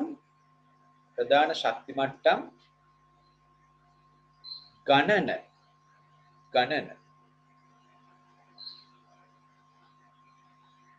ආවර්ත අංකය පරාදර සිම්පල් n නිරූපණය කරයි. ආවර්ත අංකය n නිරූපණය කරයි. හරි. අය බලමු උදාහරණයක් මැග්නීසියම් බලමු 12. 1s2 2s2 2p6 3s2 යාගේ තියෙන ශක්ති මට්ටම් 3යි 1 2 3යි. එන්න මේ ආයත් වෙන්නේ 3 වන ආවර්තයට. ලියාගන්න 3 වෙනි ආවර්තයට නේ. අපි සල්ප ගම්මු 16යි. සල්පවල 16 පරමාණු ක්‍රමාංකය 1s2 2s2 2p6 3s2 3p4 ඒත් ශක්ති මට්ටම් 3යි 1 2 3 එහෙනම් 3 වන ආවර්තය 3 වෙනි ආවර්තයට තමයි මේක අයත් වෙන්නේ. තේරුම් ගන්න. ශක්ති මට්ටම් ගණන සමානයි ආවර්ත අංකයට. ශක්ති මට්ටම් 3යි නම් ආවර්ත 3යි. ශක්ති මට්ටම් 4යි නම් ඉලෙක්ට්‍රෝන පිරිච්ච ශක්ති මට්ටම් 4යි නම් ආවර්ත 4යි. ඒකයි කියන්නේ. තේරුම් මං කියන දේ. right. දැන් අපි ඒකටම ලියාගමු මෙන්න මේ විදිහ මේ කතාව. දැන් ඒතර අපි කියවනේ මේකේ තියනවා කියලා පුතේ ඉස්සලා බලමු මේක. ආවර්ත 7ක් right. මෙන්න මේ ආවර්ත මෙහෙමයි යන්නේ. හොඳට බලන්න. මේක තමයි n සමාන 1 පළවෙනි ආවර්තය. දෙවෙනි ආවර්තය. තුන්වෙනි ආවර්තය. හතරවෙනි ආවර්තය. පස්වෙනි එක. හයවෙනි එක. හත්වෙනි එක. ආවර්ත 7යි. එතකොට මේ ආවර්ත 7 පළවෙනි ආවර්තයේ ඉන්න මූලද්‍රව්‍ය 2යි. මේ තියෙන පළවෙනි ආවර්තයේ මූලද්‍රව්‍ය 2යි. ඕකට අපි කියනවා දරුවෝ ඉතා කෙටි ආවර්තය. දෙවෙනි ආවර්තයේ තුන්වෙනි ආවර්තයේ මූලද්‍රව්‍ය පුතේ 8 බැගින් ඉන්නේ. 8 බැගින් ඉන්නේ. හරි අට බැගින් ඉන්නවා. ඒ නිසා ඒකට අපි කියනවා කෙටි ආවර්ත කියලා. කෙටි ආවර්ත කියලා. හතරවෙනි ආවර්තේ පස්වෙනි ආවර්තේ ඉන්නේ මූලද්‍රව්‍ය 18 බැගින් ඉන්නවා. 18 බැගින්. ඒ නිසා අපි 4ටයි 5ටයි කියනවා දිගු ආවර්ත. දිගු ආවර්ත. 6 වෙනි ආවර්තේ 7 වෙනි ආවර්තේ මූලද්‍රව්‍ය 32 බැගින් ඉන්නවා. අපි පොඩ්ඩක් ගණන් කරමු බලන්න 32 ඉන්නවද කියලා මේ. මුද්‍ර ගණන් කරමු බලන්න මේ බලන්න. 6 වෙනි ආවර්තේ cesium 1යි barium 2යි 56 57 ඉඳන් 71 දක්වාකෝ ඒක ලැන්තනයිඩ් ශ්‍රේණිය කියලා කියනවා. කොහෙද ඉන්නේ? මේ යටින් ඉන්නේ. ඇයි මෙතන දැම්මොත් මේ වගුව එළියට පනිනවනේ. ඒ නිසා යටින් වර්ග කරන්න මේ cesium barium rයි මේ ලැන්තනම්. මේ තියෙන 1යි 2යි 3යි 4යි 5යි 6යි 7යි 8යි 9යි 10යි 11යි 12යි 13යි 14යි 15යි 16යි 17යි 18යි 19යි 20යි 21යි 22යි 23යි 24යි 25යි 26යි 27යි 28යි 29යි 30යි 31යි 32යි. අන්න 6 වෙනි ආවර්තය 32යි. 7 වෙනි ආවර්තය 1යි 2යි 3යි 4යි 5යි 6යි 7යි 8යි 9යි 10යි 11යි 12යි 13යි 14යි 15යි 16යි 17යි 18යි 19යි 20යි 21යි 22යි 23යි 24යි 25යි 26යි 27යි 28යි 29යි 30යි 31යි 32යි. තේරෙනවනේ කියන දේ. හරි. පැය ලියා ගන්න වෙනවා ඈ. ලියා ගන්න. ඔය අර්ථෙම ලියා ගන්න ඈ. මෙම ආවර්ත 7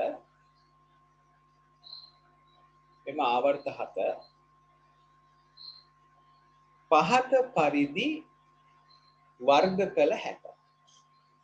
පහත පරිදි වර්ග කළ හැක. අංක 1. අංක 1. අංක 1. මූලද්‍රව්‍ය දෙකක් පමණක් ඇති මූලද්‍රව්‍ය දෙකක් පමණක් ඇති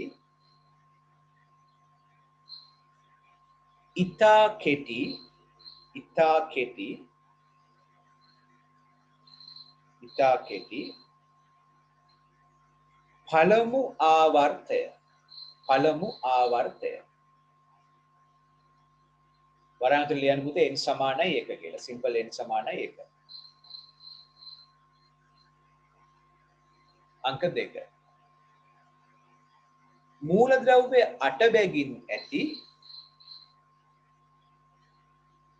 මූලද්‍රව්‍ය 8 බැගින් ඇති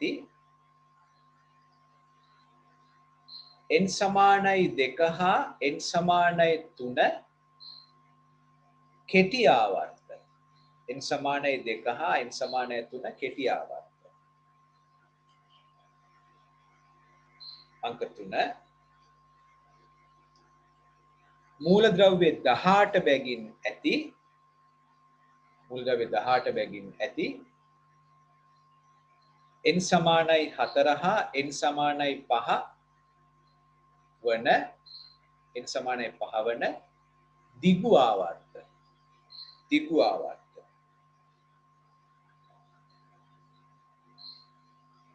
අංක 4.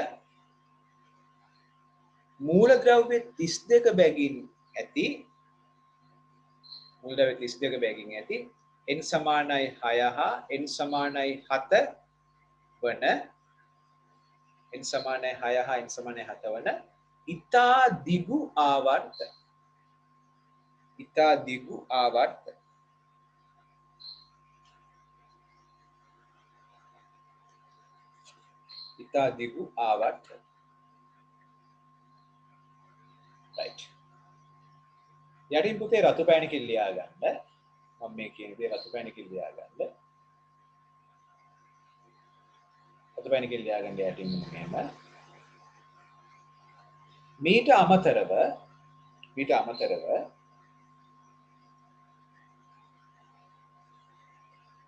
F ගොනුවට අයත්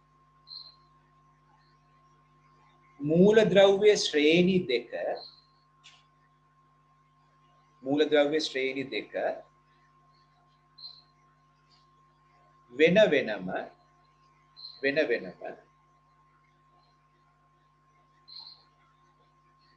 වෙන වෙනම ලැන්තනයිඩ් ශ්‍රේණිය ලැන්තනයිට් ශ්‍රේණිය.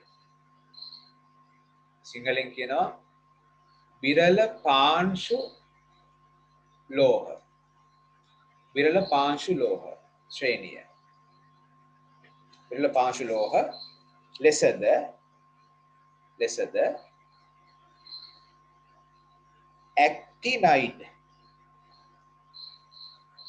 ඇක්ටිනයිට් ශ්‍රේණිය. වරහන් ඇතුලේ බැර පාංශු ලෝහ ලෙසද හඳුන්වයි.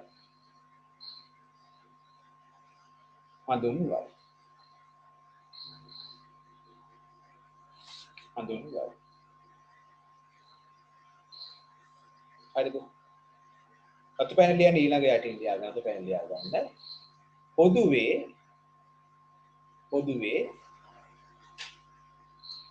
D ගොණුවේ මූලද්‍රව්‍ය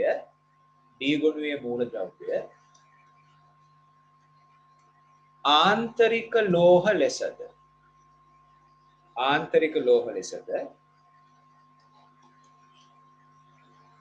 F ගොණුවේ මූලද්‍රව්‍ය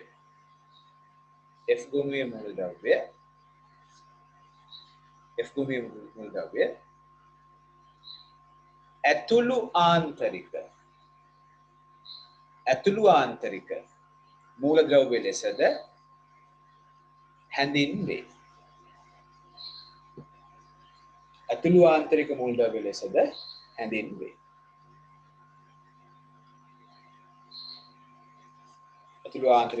ලෙසද හැඳින්වේ.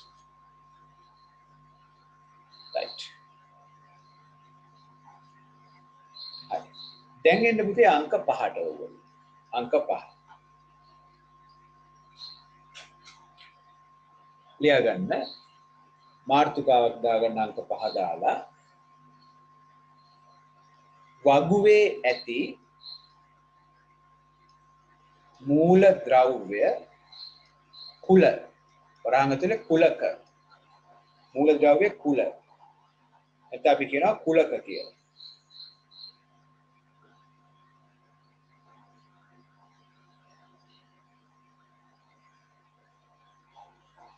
හරිද පුතේ? right. අපි ලියාගමු මෙන්න මෙහෙම. කාණ්ඩය නාමය. කාණ්ඩය සහ නාමය. කාණ්ඩය 1 මොනවද කියන්නේ? ක්ෂාර ලෝහ.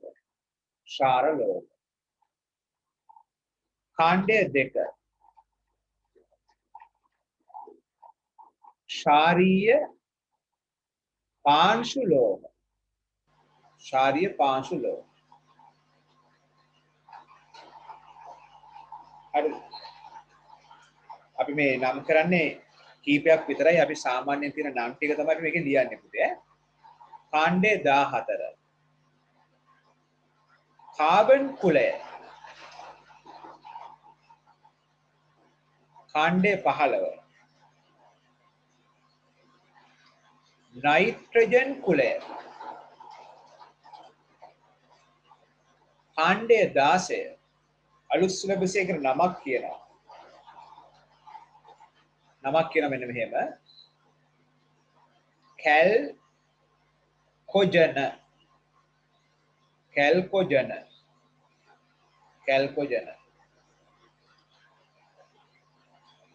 17 හැලජන.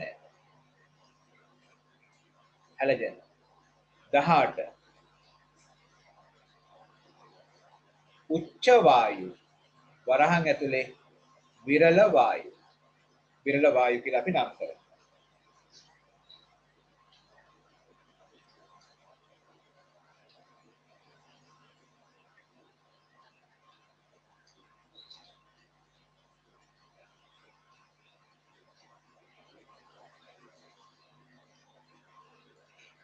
හරිද පුතේ? right. තරුවක් දාලා ලියා ගන්න මෙන්න මෙහෙම. S හා P ගොණුවේ මූල ද්‍රව්‍ය මූලද්‍රව්‍ය පොදුවේ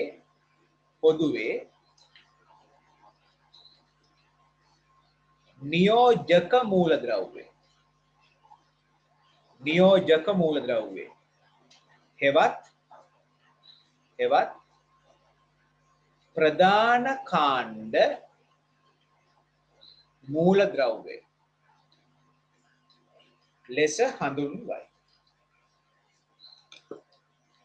ප්‍රධාන කාණ්ඩ ලෙස හඳුන්වයි.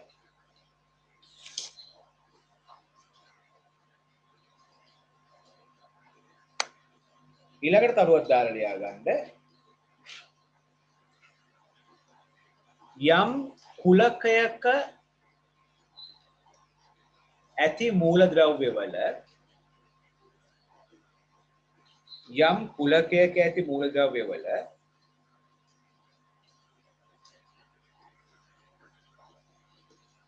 ඉලෙක්ට්‍රෝන වින්‍යාසය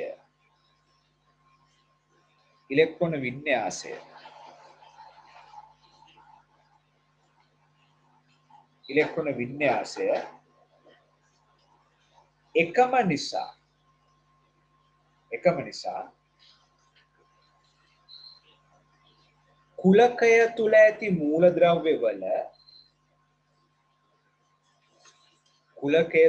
මූලද්‍රව්‍යවල රසායනික ගුණ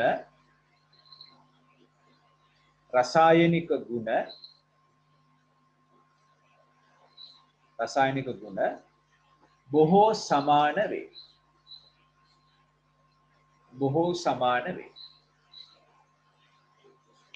සමාන වේ. Right. දන්න 6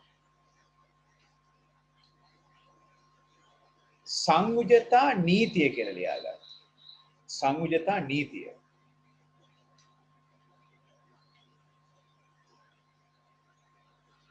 හරි.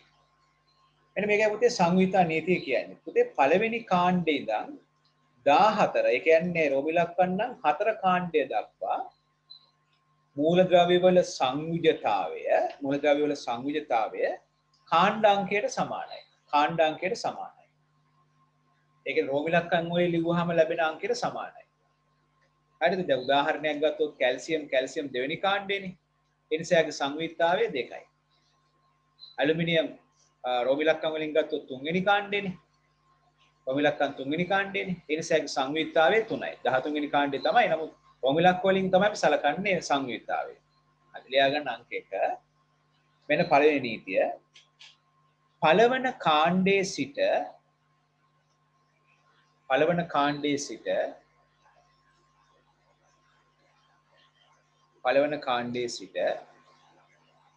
14 ඇලයිරක් රෝමිලක්කන් 4 කාණ්ඩය දක්වා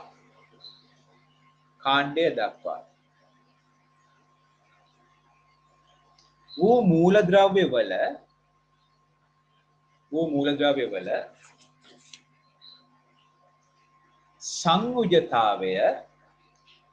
සංයුජතාවය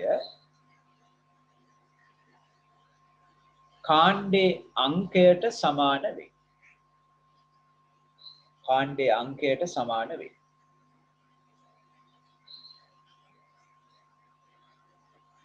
උදාහරණ 1 කියලා දාලා ලියා ගන්න. කැල්සියම් දෙවන කාණ්ඩේ නිසා සංයුජතාවය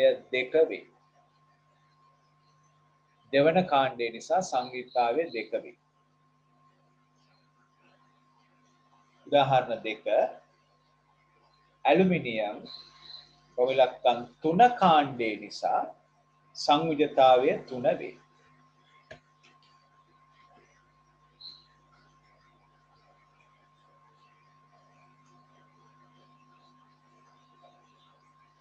හරි සංයුක්තාවය 3 වේ. මෙන්න පුතේ දෙවෙනි නීතිය. දෙවෙනි සංයුක්තා නීතිය. මේක හරි වැදගත්. මේ කට්ටිය පටල ගන්නවා මෙන්න මේවා.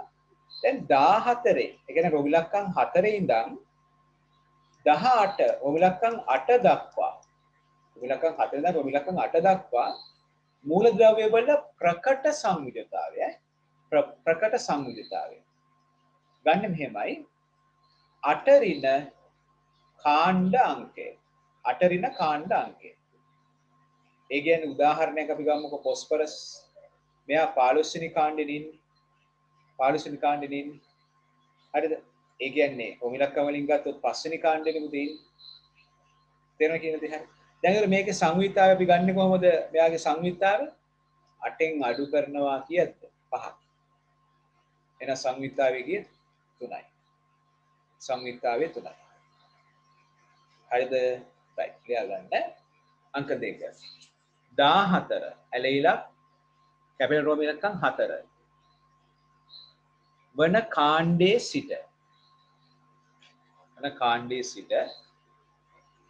18 ඇලෙයිරක් කැපිටල් රෝම ඉලක්කම් 8 වන කාණ්ඩය දක්වා ප්‍රකට සංයුජතාවය වන්නේ 8 ඍණ කාණ්ඩ අංකය වේ 8 ඍණ කාණ්ඩ අංකය වේ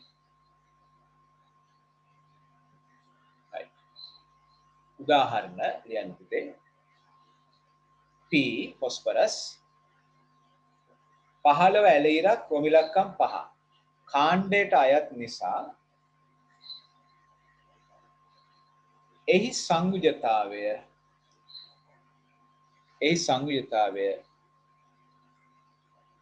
8 ඍණ 5 8 ඍණ 5 එවත් 3 වේ ඒකනම ලියන්න සංයෝගවල සූත්‍ර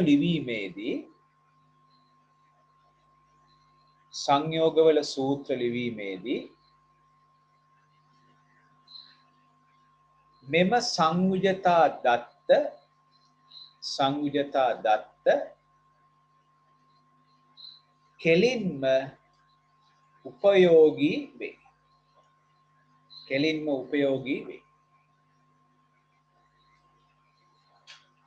කෙලින්ම උපයෝගී වේ දැන් උදාහරණයක් ફોස්ෆරස් ගන්නකො P අපි දැන් හිතමු උදාහරණයක් කරලා ලියනවා කියලා කැල්සියම් සහ ફોස්ෆරස් ක්‍රියා කරලා හැදෙන කැල්සියම් ෆොස්ෆයිඩ් කැල්සියම් සංයුක්තාවය 2යි ફોස්ෆරස්ගේ 3යි නේද සංයුක්තා මාරු කරලා ලියන්නේ මේ Ca3P2 නේ මොකද ලියන්න පුළුවන් නැද්ද නේ සංයුක්තා මාරු කරලා ලියනවා ඒකයි කියන්නේ හරි 7 වෙනි පොයින්ට් එක දෙන්න මෙතනින් ඉවරයි මේ කතාව ලියා ගන්න මෙන්න මෙහෙම මූල ද්‍රව්‍ය අයන වීම හරි මෙන්න මේකයි කියන්නේ දැන් අපි ගත්තනේ ලෝහ කියලා කොටසක් ගත්තානේ ලෝහ හැම වෙලේම සංයුජතාවයට සමාන ඉලෙක්ට්‍රෝන ප්‍රමාණයක් පිට කරලා තමයි ධන අයන හදන්නේ හරිද මැග්නීසියම්ගේ සංයුජතාවය 2යි නේ පුතේ මැග්නීසියම් ඉලෙක්ට්‍රෝන 2ක් පිට කරලා ධන 2 හදනවා හරිද අපි ගත්තොත් ඇලුමිනියම් වල සංයුජතාවය 3යි නේ එන ඇලුමිනියම් ඉලෙක්ට්‍රෝන 3ක් පිට කරලා ධන 3 හදනවා හරිද ලියා ගන්න යාරතේ වගුවේ ලෝහයයි සම්මත මූලද්‍රව්‍ය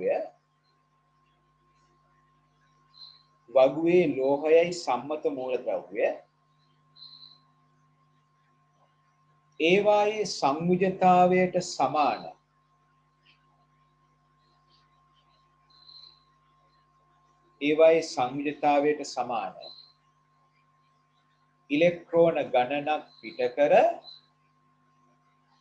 ඉලෙක්ට්‍රෝන ගණනක් පිට කර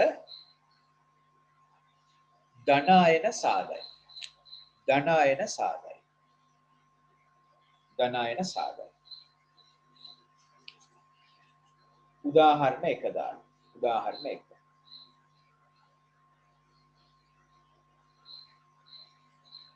මැග්නීසියම් සංයුජතාවයේ දෙක වූ ලෝහයකි. මැග්නීසියම් සංයුජතාවයේ දෙක වූ ලෝහයකි. කියලා මම මේ නිල් පැටයෙන් රවුම් කර ප්‍රතික්‍රියාව ලියන්නේ. මැග්නීසියම් ඊතලයක් Mg2+ ධන 2E.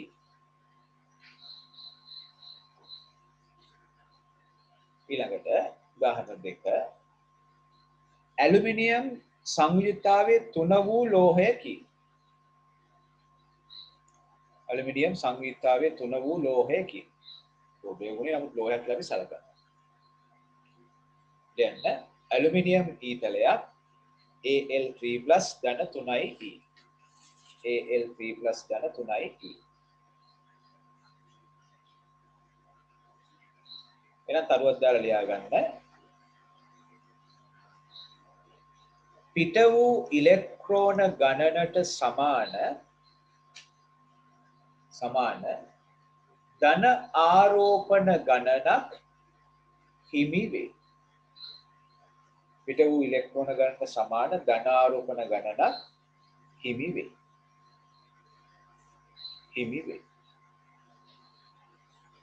right. ඊළඟ අනිත් පැත්ත නේද? ලියා ගන්න. වගුවේ ඊළඟ ටූල් ලියා ගන්න. වගුවේ අලෝහයයි සම්මත මූලද්‍රව්‍ය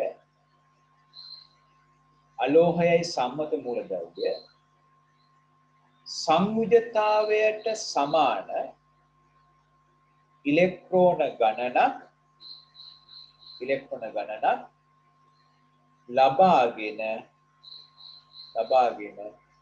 ඍණ අයන සාදයි.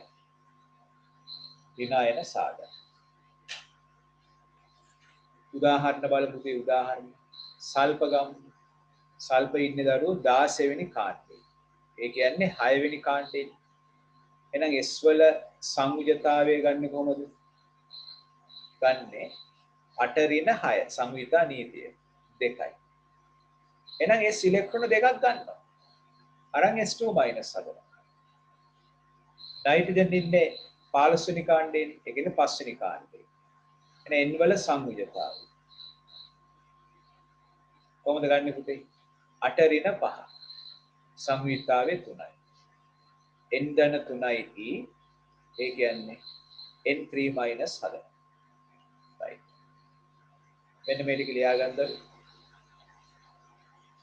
ඔය ටික ලියා ගන්න.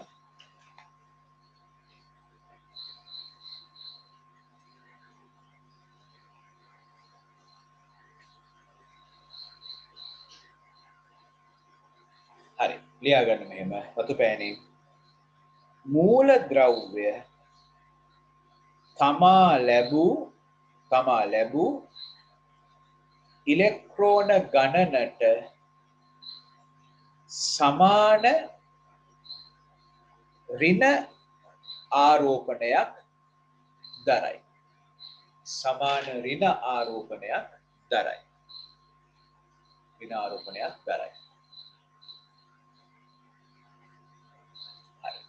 දැන් ආවර්තා වගුවේ මූලික සැකිල්ල ගැන කතාව ඉවරයි පුතේ. දැන් ලියන්න ඕගොල්ලෝ මාතෘකාවක් වගුවේ ආවර්තික විචලනය. එතකොට මම ඒක එකට පුළුවන් වුණොත් වීඩියෝ එකක් හදලා දානවා. මොකද මම ලබන සතියේ ඊළඟ පන්තියේදී ඔයගොල්ලන්ට දෙවෙනි ඒකකේ පටන් ගන්නවා. යුනිට් 2 එක. මොකද අපි දන්නවා අපිට තියෙන ඒකක සංඛ්‍යාව අපි කලින් සිලබස් එක ඉවර කරගත්තොත් අපිට ලොකු වාසියක් තියෙනවා. ඒක නිසා මම කලින් සිලබස් ඉවර කරන්න දෙවෙනි ඒකකේ පටන් ගන්නවා. ඒවා මම YouTube දාන්නේ නැහැ. දෙවෙනි ඒකකේ YouTube දාන්නේ නැහැ. දෙවෙනි ඒකකින් තමයි YouTube දාන්නේ නැහැ. වීඩියෝ අවශ්‍යයි ඕනේ නම් ඒගොල්ලන්ට පුළුවන් මෙන්න මේ නම්බර් එකට කතා කරන්න 071 97 02 415 මේ නම්බරට කෝල් කරන්න. කෝල් කරලා පන්තියට සම්බන්ධ වෙන හැටි මගෙන් අහගන්න. මම ඒකට ඔයගලන්ට කෙලින්ම උත්තර දෙන්න. හරි. එහෙනම් අපි අද නතර කරමු. හැමෝටම සුබ දවසක්. උසන්නයි.